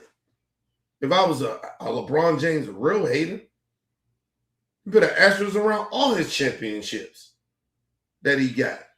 The fuck that mean? He got one because the year Kobe passed away. So what? We know he only went to LA because he was trying to outdo Kobe. And you actually went to a city to try to do that shit. And people don't really understand that. LeBron, listen. LeBron be doing some fuck shit, man. The nigga don't stand on his own. He not that dude y'all think he is when it comes to this basketball shit. He's not like that like y'all think. mean, when niggas talk about Kobe and Mike, they talk about how these niggas was, if they treated teammates wrong or people didn't like them, is because they really took the game seriously. The shit that LeBron does behind the scenes and this basketball shit, nah, bro. No. Listen, even if Kobe thought you was better than him, he would try to prove that he was better than you. He wouldn't be doing all this bullshit that LeBron was doing. This shit's like LeBron is like a child, bro. He's a child, bro. He's like a man child. So I'm talking about basketball. I'm not talking about him as a person. I'm talking about basketball. The dude is a man child. That shit is bad, yo. The shit that he be doing behind the scenes, y'all don't be understanding this nigga be doing. The fuck out of here with that shit. Don't tell me about no championship or time Kobe passed. Get the fuck out of here with that shit. Still don't mean shit. He still ain't Kobe. Still ain't fucking Kobe Bryant in LA. He's still not. And as a Laker fan, as a true Laker fan, he's still not Kobe Bryant. Nobody's respecting LeBron like y'all think, bro. Nobody respects him like that.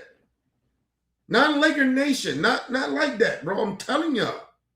It ain't nothing that he could do. Nothing.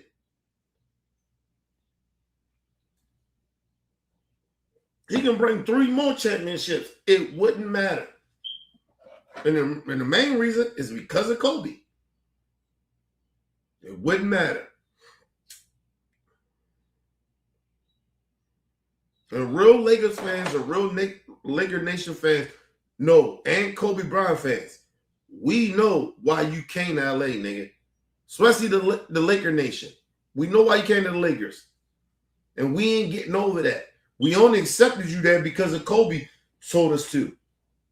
That was the only reason. Even though I love Kobe, I ain't accept that nigga there. And I love Kobe. God rest the mama. Even though Kobe vouched for him. So,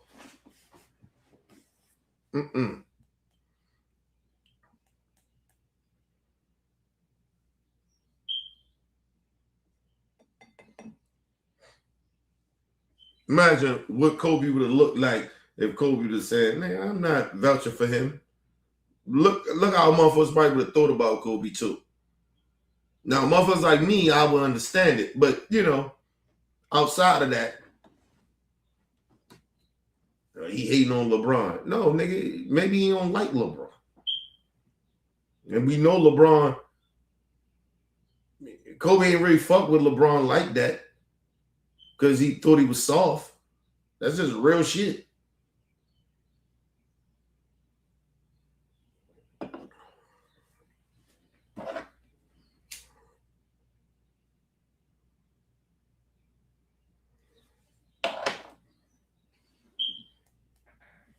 Understand, have you ever seen a motherfucker had to push Kobe to be great?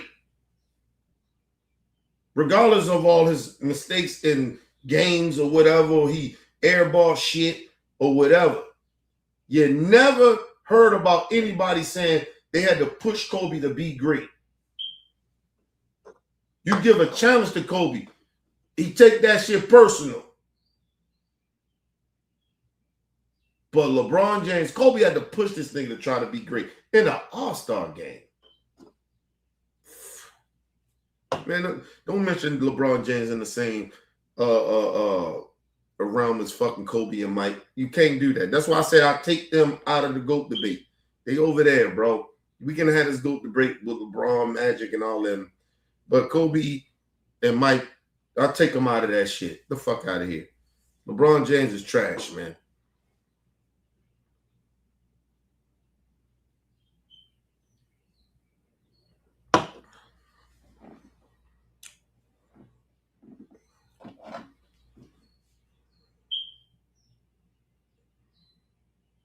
Listen, I didn't say LeBron James didn't take the game seriously. Never said that.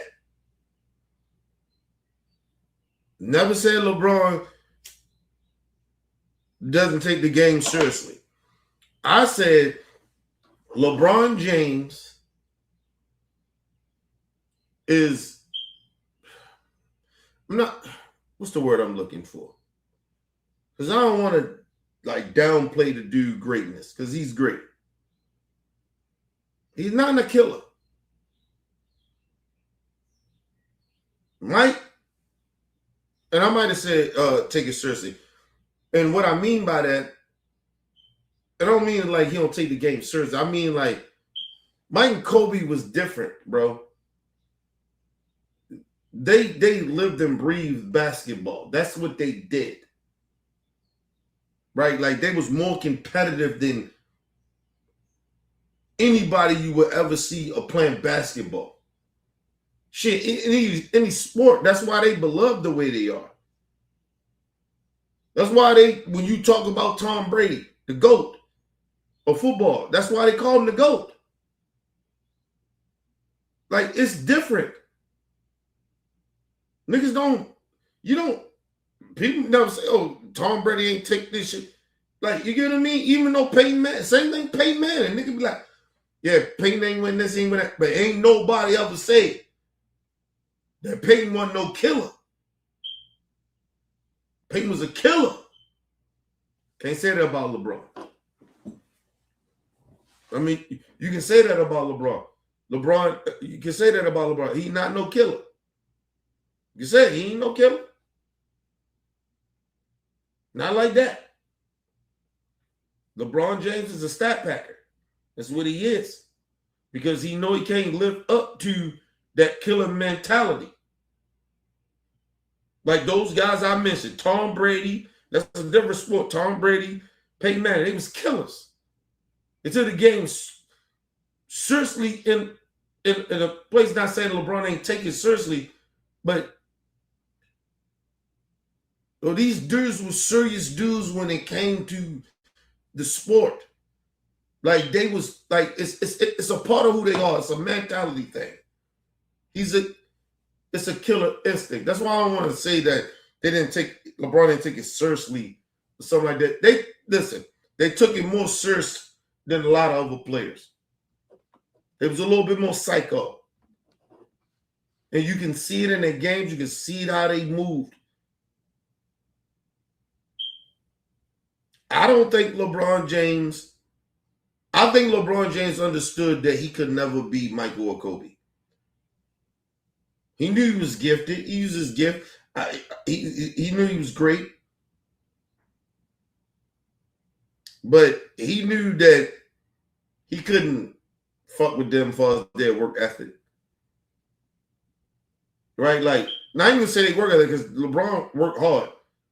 But his work ethic, as far as like keeping his body in shape, I'm not going to take that away from him. I think his shit is up on that level with Kobe's in them. But it's a mind state thing, bro. Mike and Kobe, and that was the crazy shit about Mike, is Mike used to go out and gamble. You know, Mike used to be out there. But when it came to the game of basketball, I think it was a different dude, man. Kobe, I think he was even more local than Mike. He was a little off. He took that shit way too serious. Because he was chasing the ghost, which was Michael. Just like LeBron, chasing ghosts. He's chasing Kobe and Mike. Who else is he chasing?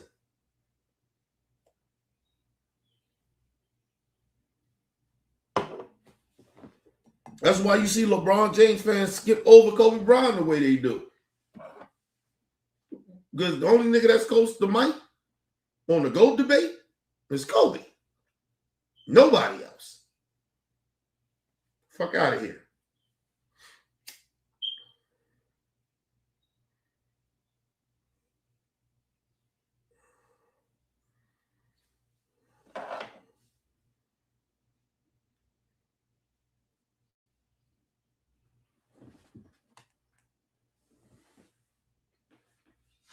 He's not just trying to beat LeBron James. Listen, first of all, if you in the game of basketball, and first of all, That's bullshit too. That, like, why would you even say that? That's hypocrisy. That's the most disingenuous shit that you just said. I'm not trying to beat Kobe and all that. I mean, that's bullshit. First of all, in the game of basketball, like when you get in the NBA or some shit like that, you're trying to be better than the GOATs. You try, or at least try. First of all, you're just trying to get there. And when you get there and then you start having success, you start comparing your fucking legacy and who you are as a player to those greats. So that's bullshit. That's bullshit. That's bullshit.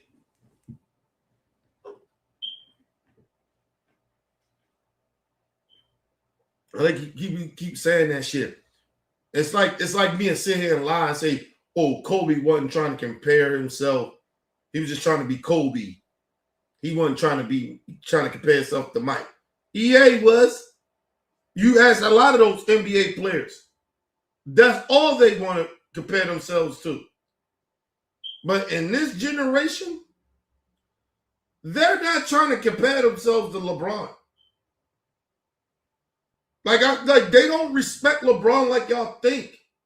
That's the crazy part about it. Excuse me.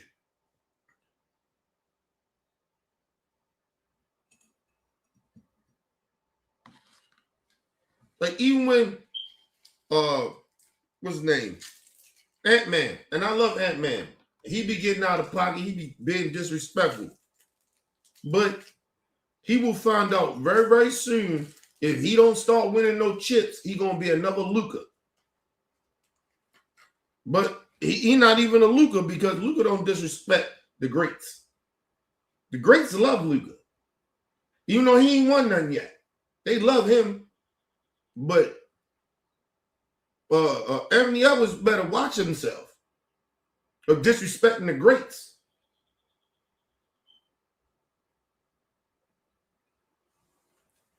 Don't do what LeBron is doing, bro.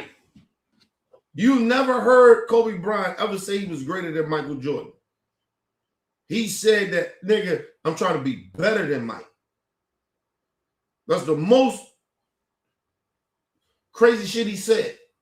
And then even after he knew he was Kobe motherfucking Bryant. Of course you want to make a name for yourself. You Kobe, you somebody, you LeBron. Nigga, you ain't, he said, look, I can't say I'm better than Mike. Because I'm chasing that. Oh, could I fuck Mike up? Yes. In my prime, his prime? Yeah. But we'd go at it. Of course, Kobe think that Mike couldn't beat him. Of course. But it's Michael fucking Jordan. When in your career, you're chasing something. You're chasing the ghost, which is the greatest. Kobe chased that. He didn't get there. He had to understand, look, I ain't Mike. But you talking about a one-on-one player, if I'm playing against Mike, motherfucking right, I think I can beat Mike. Every player should think that. They can beat the greats. But to say you was better, oh, you got to prove that shit. And the one thing Kobe understood, I didn't prove it. So that's the GOAT. But the GOAT know I'm in my prime, I'll fuck his ass up. Like, you get what I mean? It's nothing wrong with that. But LeBron to break records and think that, oh, I'm better than everybody. Nigga, come on, bro. Y'all got to stop with this shit. Come on, bro. That's the problem with y'all dudes, man. Give me 1 second.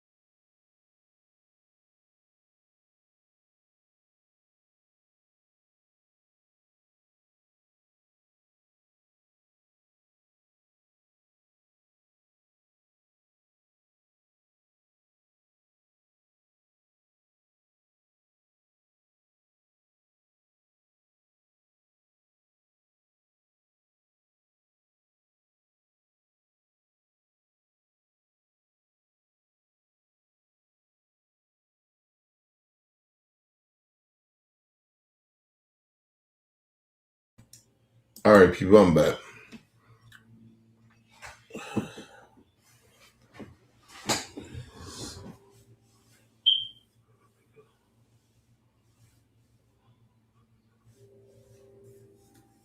In a position to protect Michael Jordan. Y'all gonna see between the. I guess you're saying we ain't gonna see between the lines. Listen, first of all, I don't know how old you are or how knowledgeable you are of watching basketball. And I'm not just talking about these times, I'm talking about for the last 30 years. I've been watching basketball since Michael Jordan, probably 90s, like 90 something. Is when I really like started to see that shit. And then, back in the day, you used to get certain games and shit. Like, so it was different for us to watch certain shit. But even after that, I went back and watched games that motherfuckers that you didn't watch, Magic and shit. I used to catch some of those games here and there. But I'm saying, my point is this. Please do not come on my platform and pretend that I'm just being biased towards Michael Jordan. Number one, Kobe Bryant is my favorite basketball player of all time. It's not Michael Jordan. So that's number one. Number two, I watched Michael Jordan play in the 90s and how he dominated and the shit he did, and even know about the shit that he did in the 80s. So you're not talking to some dude that's randomly, you're just trying to protect Michael Jordan because you grew up on Michael Jordan. Bro, when Kobe Bryant been my favorite player since he came. I watched Kobe Bryant in high school in the 90s. So what are you talking about? Don't come here with that bullshit of like I'm trying to be biased. It's not a bias thing. I'm a Kobe Bryant fan. Kobe Bryant's my favorite basketball player of all time. But I never put Kobe Bryant over Michael Jordan. Ever. Because he did not live up to what Michael Jordan did. As far as the game of basketball. And neither did fucking LeBron James. And that's the problem with you dudes. You thinking because he's breaking all these records, that means something. Kareem Abdul-Jabbar, Ben was the scorer. Fucking, let's just put it this way. God damn, y'all niggas on some slow-mo. I can't, this is why I don't like having conversations with niggas on slow-mo. Do you know that Karl Malone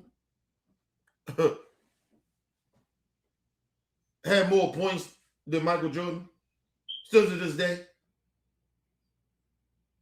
Do you understand that?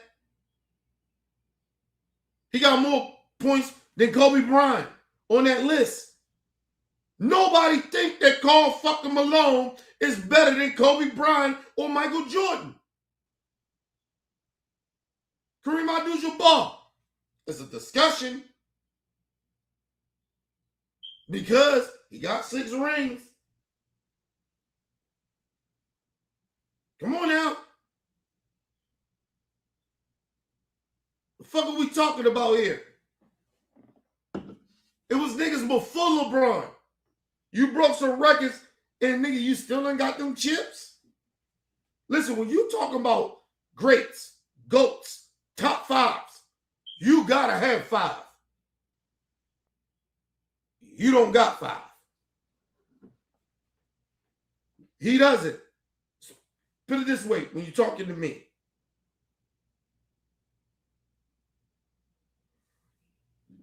Excuse me, it's not even a discussion if you ain't got 5 to be talking about top 5. That shit should be special, bro. We just put any and everybody there because they break records and all this shit. We know niggas stat pack, man. Fuck out of here.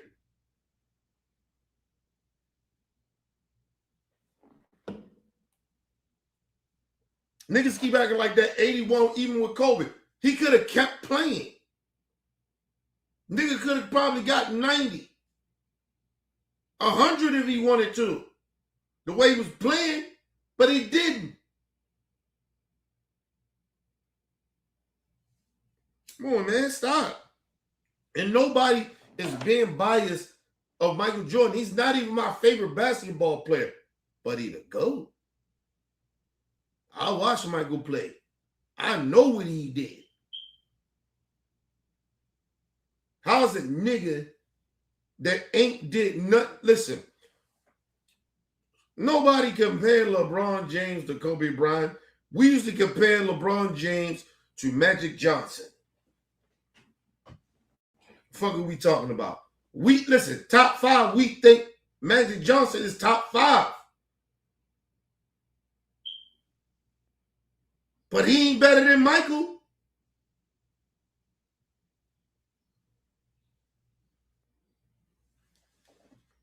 Shit, listen, my honest opinion, I believe if LeBron James had 5, he could be better than Magic. I would take him over Magic, but he doesn't. I am not putting LeBron James over Tim Duncan, Kareem Abdul-Jabbar, Magic Johnson, Kobe Bryant, or fucking Michael Jordan. You don't got 5. You're not even in that. You're not even in the top 5 discussion. I'm putting the law down. This whole shit that he keep. Oh, he broke all these records. Okay, so what? The fuck are you talking about?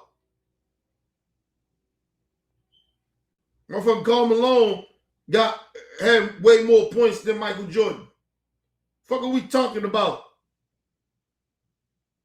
Niggas can get stats. It's okay. We're not knocking it, but it gotta be more shit with that. When you talk about GOATs.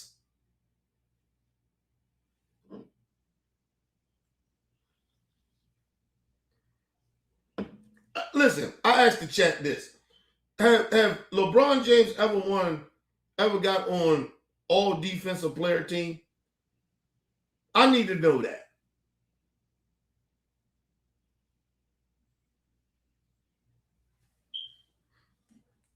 Because we talking about GOATs here. Because even in all the GOATs that I got in the top 5 has never won Defensive Player of the Year and MVP.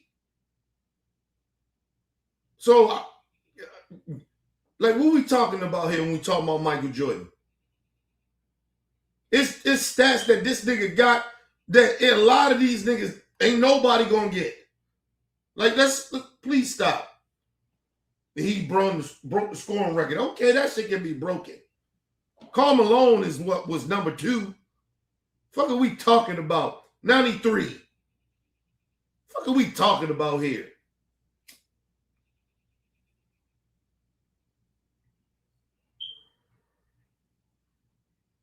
Do some shit that some motherfuckers don't do. LeBron hasn't done that. He did some shit. If you stat pack as great as he was, of course he's supposed to break a lot of these records. Of course. And he got longevity. And God bless him with longevity. Being injury prone. Nobody knocking his greatness. We just talking about when you start comparing them to GOATs. Niggas top 5. No. No.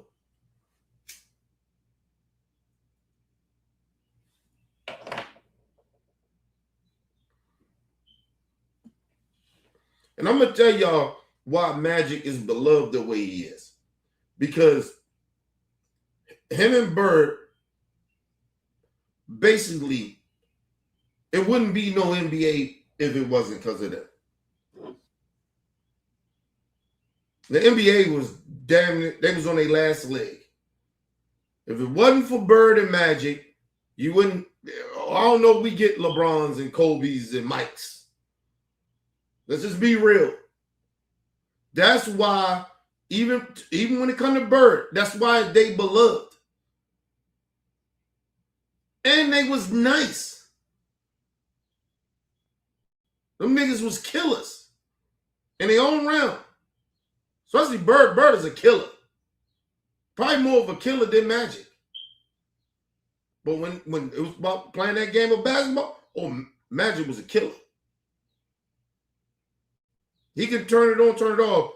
Bird couldn't turn that bitch off. So he's more of a killer than even Magic. So that's why those dudes are beloved like that. And then all Mike did was take that torch and took that shit to a whole nother level. Where these niggas get shoe deals now.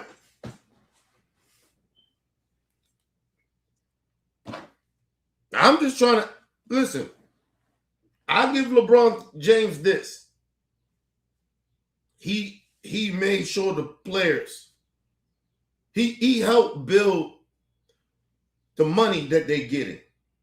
And that wasn't just him, it was Chris Paul, all those dudes, but LeBron was kind of the face of this shit. So where like you get more of a say in the franchise and shit like that, or getting traded.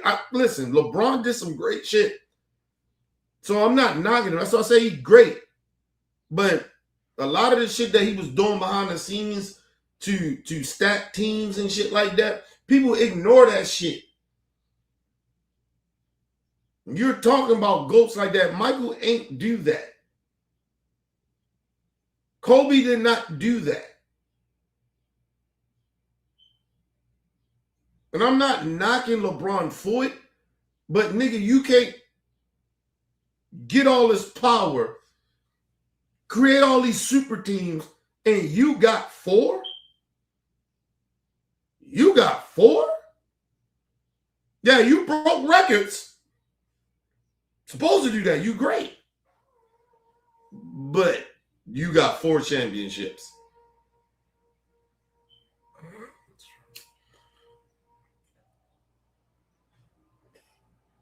And then you got to think about it. The niggas that you can say they did it the right way, or you can say that the owners just had too much power. However you look at it, the niggas that we talking about that's great like that got 5. That I'll put in my top 5. I told you, it's Mike, Kobe, Kareem, Magic. Well, no, I got Magic and then Kareem. And that could be a biased thing because I'm because I understand what Magic did for the league. We wouldn't have no NBA without Magic and Bird. But Magic is part of that. So you can swap them. You can do Magic, Kareem, however, right? And Tim Duncan. Tim Duncan is the greatest power forward ever. Okay. That's what I'm saying. Like, y'all gotta stop coming here saying certain shit out y'all mouth, acting like I'm just trying to sit here and defend Michael Jordan. I'm the biggest Michael Jordan fan. Nigga, no, I'm not. I don't even like Michael Jordan as a person. I like LeBron James more than as a person than I like fucking outside of the court more than I like Michael Jordan. So don't get that shit twisted. You must don't know me. But as a basketball person, no. LeBron James is overrated. He's stat pack. He's stat pack. He's a stat packer. And he has bamboozled a lot of you LeBron James fans. He's not as great as y'all think he is. He's great, but he ain't that great. Nigga, stat pack. Record's supposed to be broken.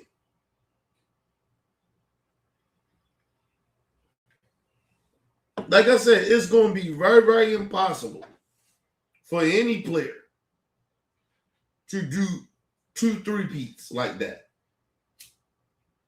It's going to be very impossible. No other player has ever done that. Michael has done it. He set the standards. So, okay. And like I said, and it's very highly possible he could have probably got 10 if he didn't retire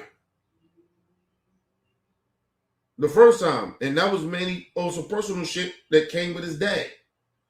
Wasn't about no fucking baseball. People like, oh, he wanted to go on to go play baseball. It wasn't that. His daddy died, nigga.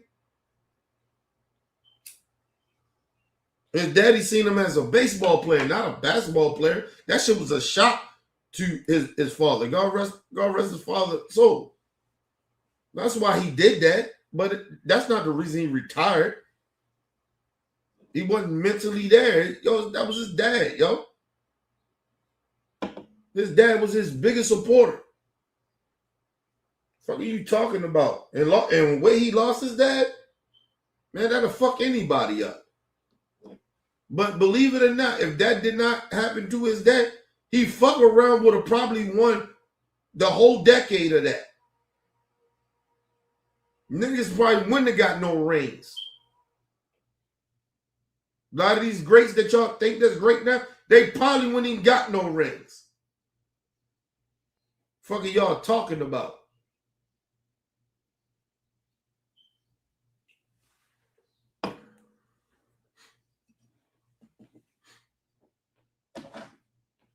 And I'm gonna tell y'all some real shit. The reason that shit even got broken up, the owner did what he did, is because he had a beef not with Michael. He had a beef with Phil. Two white men beefing. Fuck the dynasty up. Because they probably could have. Listen, Mike probably had 8. Very highly possible. 2 white men beefing. And Mike took a side and said, nigga, this Phil Jackson. What the fuck you talking about? We won 6. You ain't no coach. You ain't putting no work in. You an owner. Well, I think he was an owner or GM or some shit like that. Fuck out of here. If Phil ain't here, I ain't here. And listen, since Michael, where has Chicago been?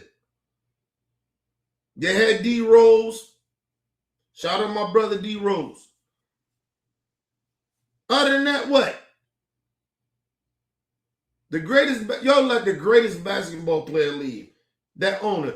That motherfucker should be shunned from basketball. He should never ever talk basketball no more. I mean, fucking championships they could have won.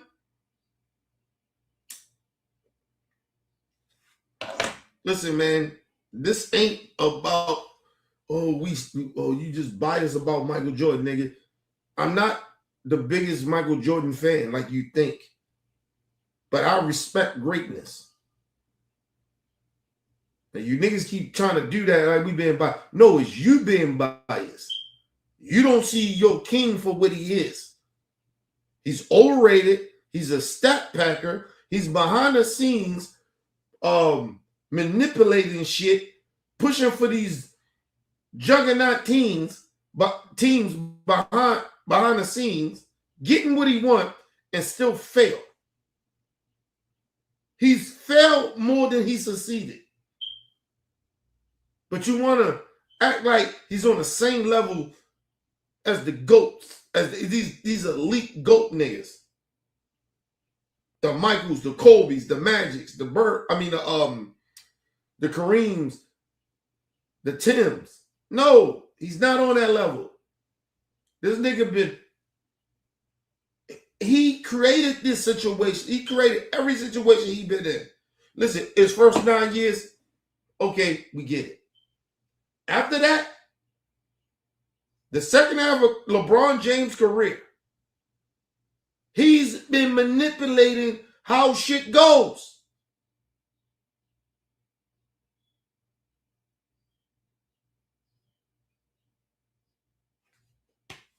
He should have way more championships than Kobe, than all them motherfuckers. Listen, if LeBron had manipulating all this shit, and he had about 7 to 8 championships, it ain't nothing I could complain about. He to go. Not before, bro. Not with all the manipulation this motherfucker was doing behind the scenes, bro.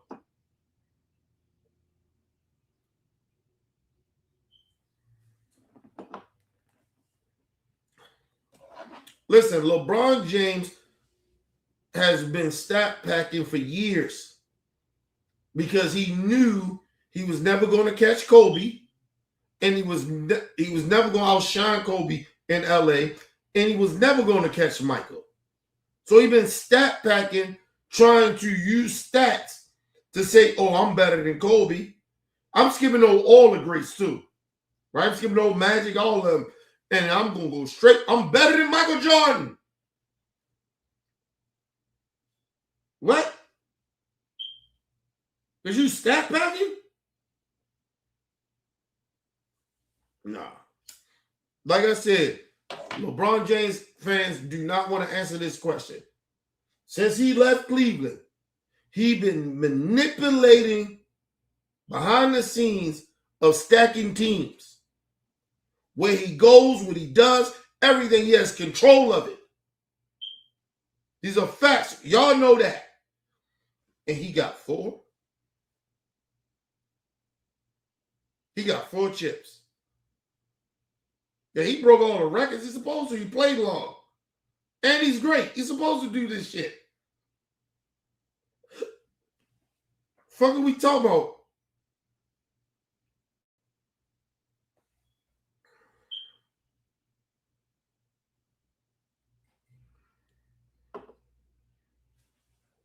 What y'all don't want to say. And that's the thing that I always bring up. That's why I make this shit simple to LeBron James fans. I'm not putting no dude in my top 5 that's great. Right? On LeBron level, if you ain't got 5. You can't be there. I'll take any of those niggas out right now, other than Mike and Kobe. Everybody else, the other 3 niggas, matter of fact, no, I won't take Kareem out. But I can take Magic and Tim out. If LeBron James give 5 championships, I'll put him in the top 5. Even though he's supposed to have way more than 5. All the fucking stat packing he been doing, all the fucking manipulation behind the scenes to make super teams for the last half of his career. The last 11 years? 12 years? And you got 4?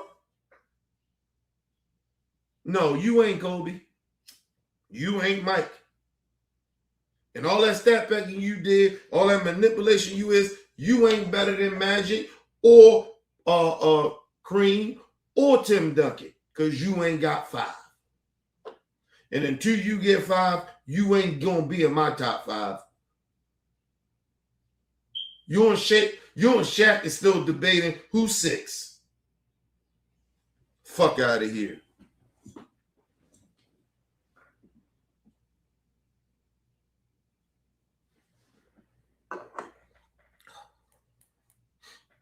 The fuck out of here. Like, yo, that should be bothering me about LeBron James players, man. I mean, fan people, fan base. Like, y'all niggas just don't get it. This nigga had all the opportunity to outdo these niggas that we talking about, and he haven't done it. And y'all just focus on stats. It's stats. Yes, it matters. But when you're talking about GOATs, you gotta have those chips too. Especially the way LeBron did it. Oh, hey man. Whatever. Like I said, I want LeBron James gone from Laker Nation. I don't want him back. But if he stays, I understand I bring it down to what the Lakers probably would need to make the Lakers competitive, and they probably could win the championship, but it wouldn't even matter to me. It wouldn't matter. LeBron can win 7 championships. It wouldn't matter because he already got an asterisk on his whole career because of the way he did shit and how he did it. Nah, man. For me. For others, it might be different, but for me, no.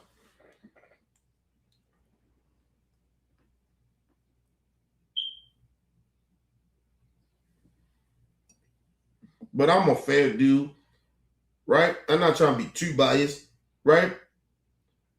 If LeBron wins 5, I can take it could be Magic or Tim I can take out of it, right? And the reason I say that is because we compared him to Magic.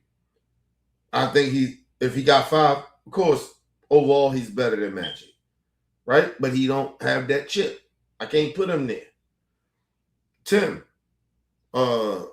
Duncan is the greatest power forward ever.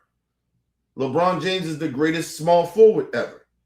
So he got 5. I can do that. And I think LeBron James overall is better than Tim Duncan, right? If he had 5. Like, those are 2 dudes I can see I can swap for. But the other 3, no.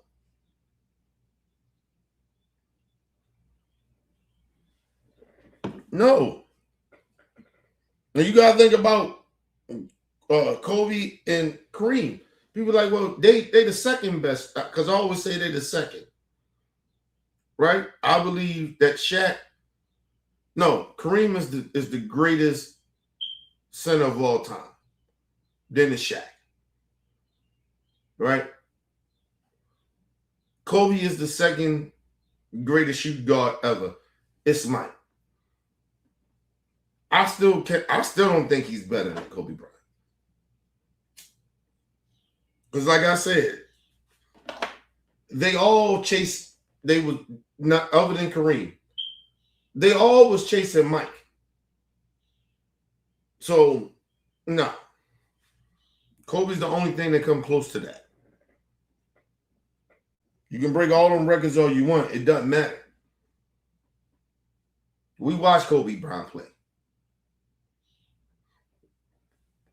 That shit, go look at Kobe's shit. Go look at his career. I know LeBron broke records. I get that shit. I understand it. Go look at Kobe's shit. Time to tell you.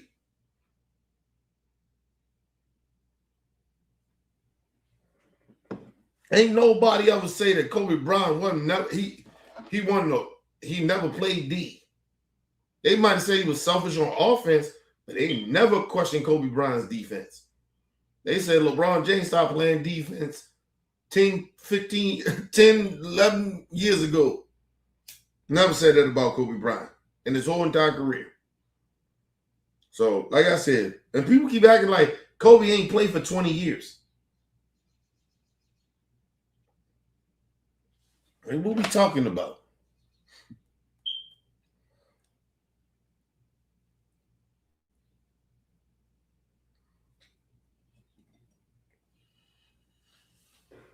Like I said, I don't even like comparing LeBron and Kobe or Mike and LeBron. I don't like doing that shit. Like I said, I'll take them out of the debate. Because I don't want to have it. Mike, Kobe, they over there. LeBron, whatever, listen.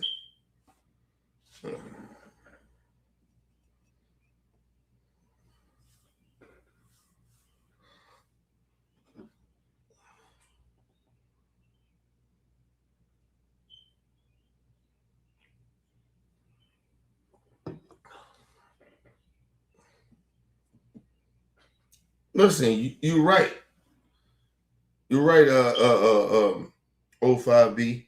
You're right. Listen, LeBron James and LeBron James fans and dick riders, because this is a difference. You got LeBron James fans and then you got dick riders, right? It's a difference. But listen, LeBron, like I said, LeBron James for the last 12 years has created every situation he has been in. He's always had say with personnel. He was then, like Marvel would call him, the GM. He literally put these teams together. And it started in the Miami shit. The thing was, that's why he left Miami, because he knew he couldn't tell. He tried to flex his muscle against Pat Riley. Nigga, what? Nigga, I'm Pat Riley. No, you can go. Fuck out of here. Who you talking to? I'm Pat Riley. Fuck out of here. Pat Riley was always Pat Riley. Even when LeBron set that team up Miami. Pat Riley. LeBron James want to have the more control. Okay, cool. Do you? But you ain't gonna tell me I'm motherfucking Pat Riley.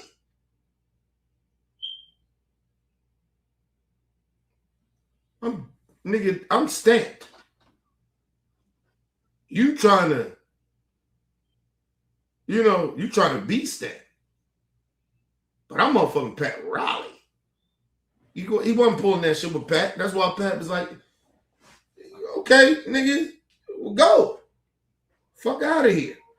That's why LeBron, listen, Dwayne Wade said I was blindsided when LeBron left.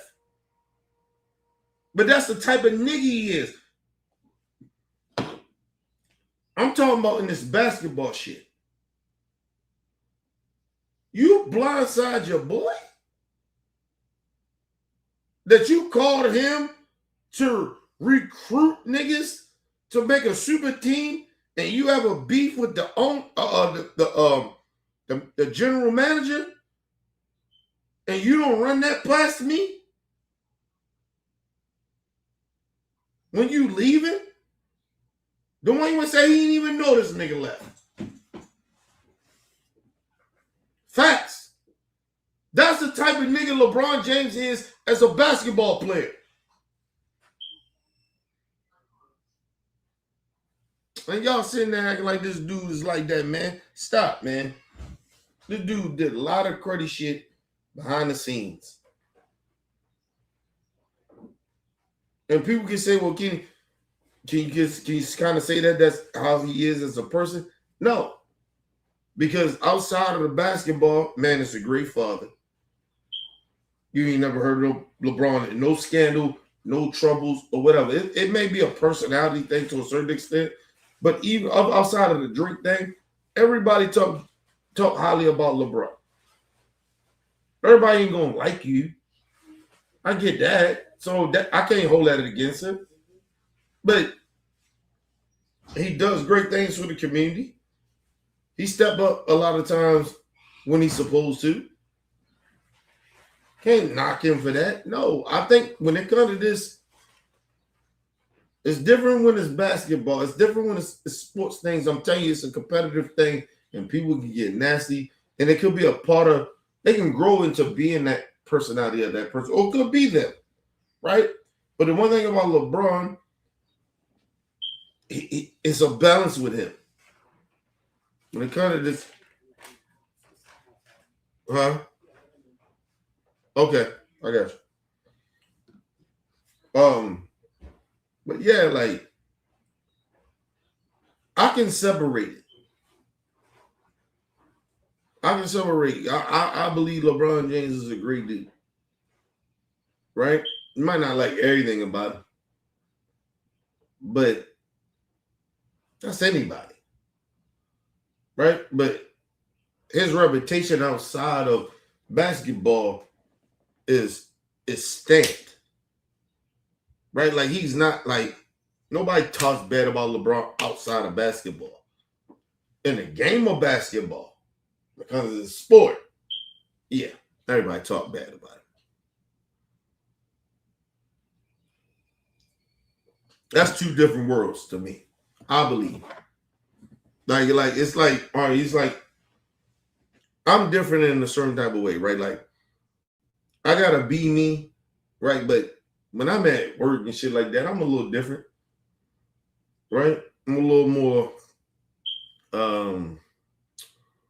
respectful, and I ain't say respectful, I'm more respectful, but I'm a little bit more understanding my surroundings, right? It's not being fake, it's almost understanding where you are, right? If I can get away with certain shit, I get away with it, which I do a lot of the times, right? But I understand boundaries, right? I know how to work shit.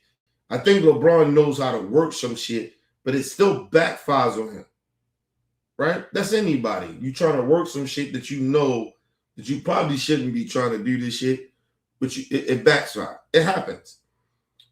As a person who I am, I'm probably, honestly, buying I'm like who I am consistently, Listen, there's probably more motherfuckers that like my personality at work than motherfuckers in my own family. Because I stay consistent. Right? Like I don't really try to kind of change who I am. I'm just kind of who I am. And I'm probably I get along with anybody, but I just got certain principles and morals of how I move. And it kind of don't matter how I move. But LeBron is probably a dude when it comes to that game, he willing to cross some lines in the basketball realm. Right? Can we say that, hey, you kind of doing some, that shit kind of like some, you question his morals in a way? Yeah, you can do that. I don't do that because I understand when I'm at work, even though morally, and understand we ain't in the space of LeBron too either. Like we're not in that space. We don't know how a lot of us react. A lot of us will say, oh, we won't act the way that LeBron acts in that basketball space. You don't know that. You'll assume that you won't act that way or you won't come close to that. You don't know that. I can say that too. I wouldn't do that, but who the fuck knows? It's still a 1% or however the percent is. It's still a percent that you could act that way. I wouldn't think. I always tell people I wouldn't think I would do what LeBron does in that space, but I ain't in that space. So a part of me understand. That's why I separated. Even though I wouldn't do it, I separated because it's a possibility I could maybe do what LeBron be doing in that space. Never know.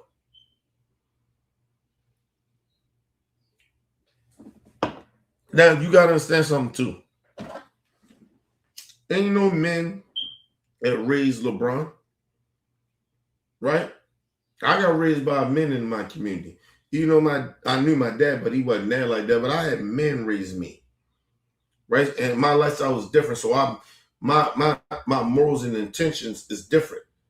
LeBron got raised by women. Like ain't nobody raised him, bro. So his actions to shit, almost like some female shit. Like you know what I mean? Some like you can question this shit. That's all I'm saying. He didn't get raised by no man, bro.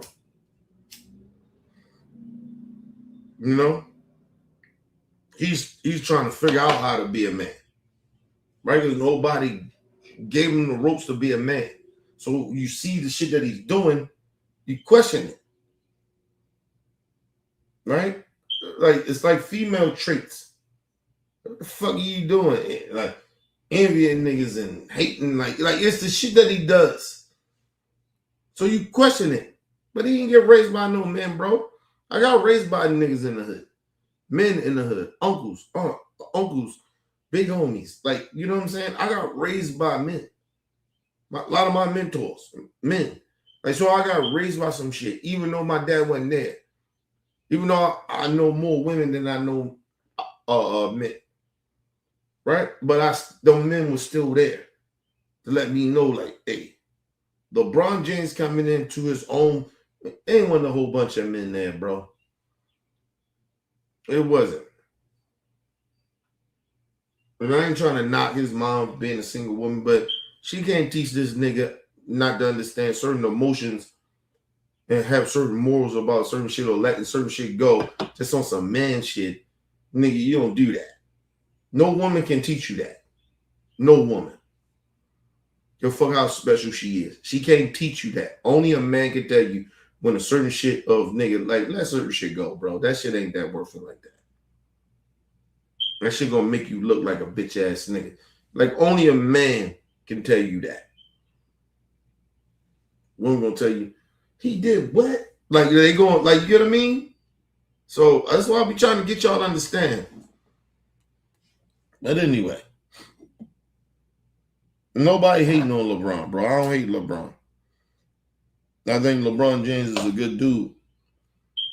And mainly comes from him, his mama raising him right. You know what I mean? Where this dude, and understand where he come from. I think, but then you gotta understand, niggas live a certain type of life. They get to a certain status in their life, bro. They change. Everybody, you supposed to change, but you don't supposed to change as much. And I'm not saying LeBron does that, but he understands that. Like, he's not no nigga. Like, y'all keep acting like LeBron supposed to be in the hood. He's fucking LeBron James. He's a fucking billionaire. Yes, should he does more with his money? Yes, we can all say that from afar. But okay. You gonna tell a nigga to do with his money.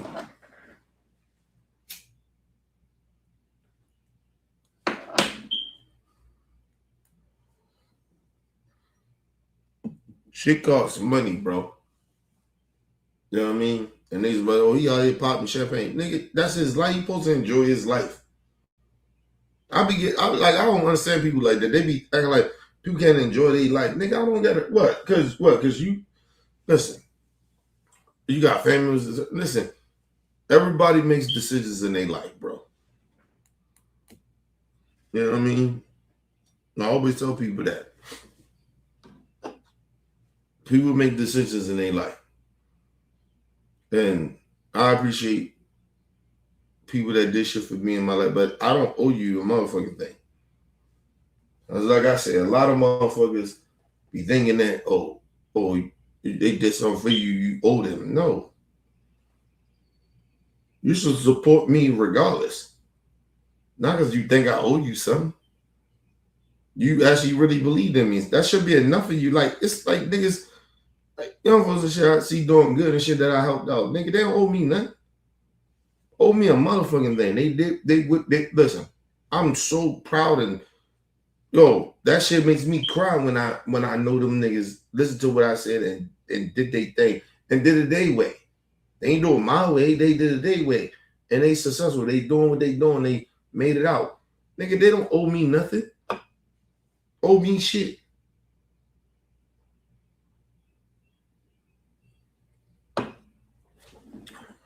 Everybody want to be acknowledged for some shit.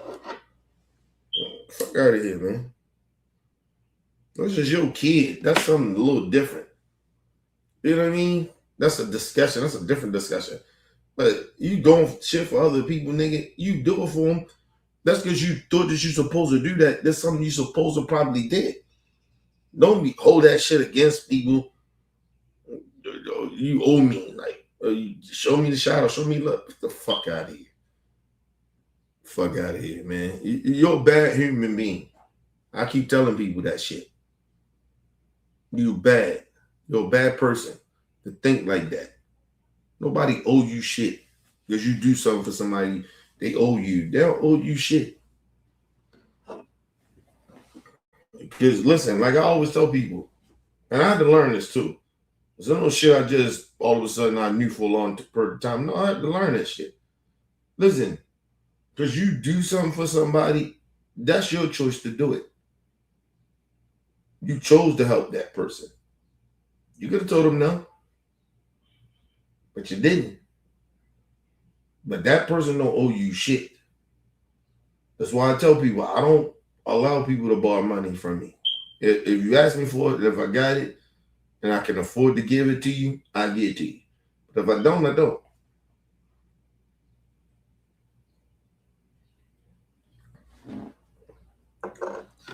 Now, if you pay me back, you be like, yo, you looked out for me, huh? Here you go.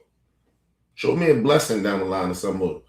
Or shock me, slide me some money. I'm okay with that, but I don't let people borrow money from me. If I got it, if you ask me for it, if I got it, I give it to you. If I don't got it. I can't afford to give it to you, I can't. I mean,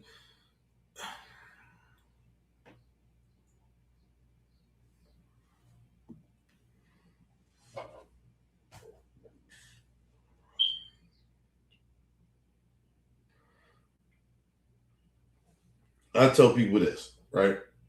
I'll let the dog in. And I gotta feed him, give him some water. So I'm gonna be a little minute. But I always tell people this shit, right?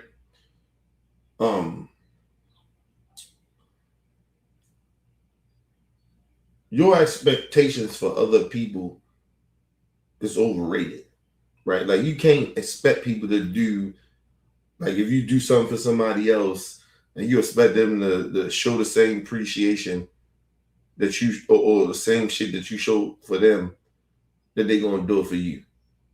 You gotta let that go. That's not real reality. Because like I said, you never know what people certain. Listen, if somebody asking you for money, right, that means they're in a bad predicament. So why your expectations of like they're gonna give you this shit back? Like that shit is weird. I don't understand why people think that. Somebody asks you for something and they close to you or whatever, right? And they say, "Oh, yo, I need this," blah blah. That mean they hurting, nigga. That don't mean they gonna get right back on their feet. And if they did get back right on their feet, they still in a predicament because they're just getting right back there. So they're not gonna give. If they do give you that money, they're just trying to. That's on some moral shit or some principle shit they're trying to do. But they probably ain't financially okay with financially wise to give you that money right back. You get what I mean? So I never put time limits on when people supposed to give you money back. Right? But like I said, if I got it, I got it. If I don't, I don't. That's how I look at it. You know what I mean? I don't think about people owing me shit. Anyway, be right back, people. Let me feed the dog real quick. Let him in. Actually, let him in and feed him, give him some water. I'll be right back, people.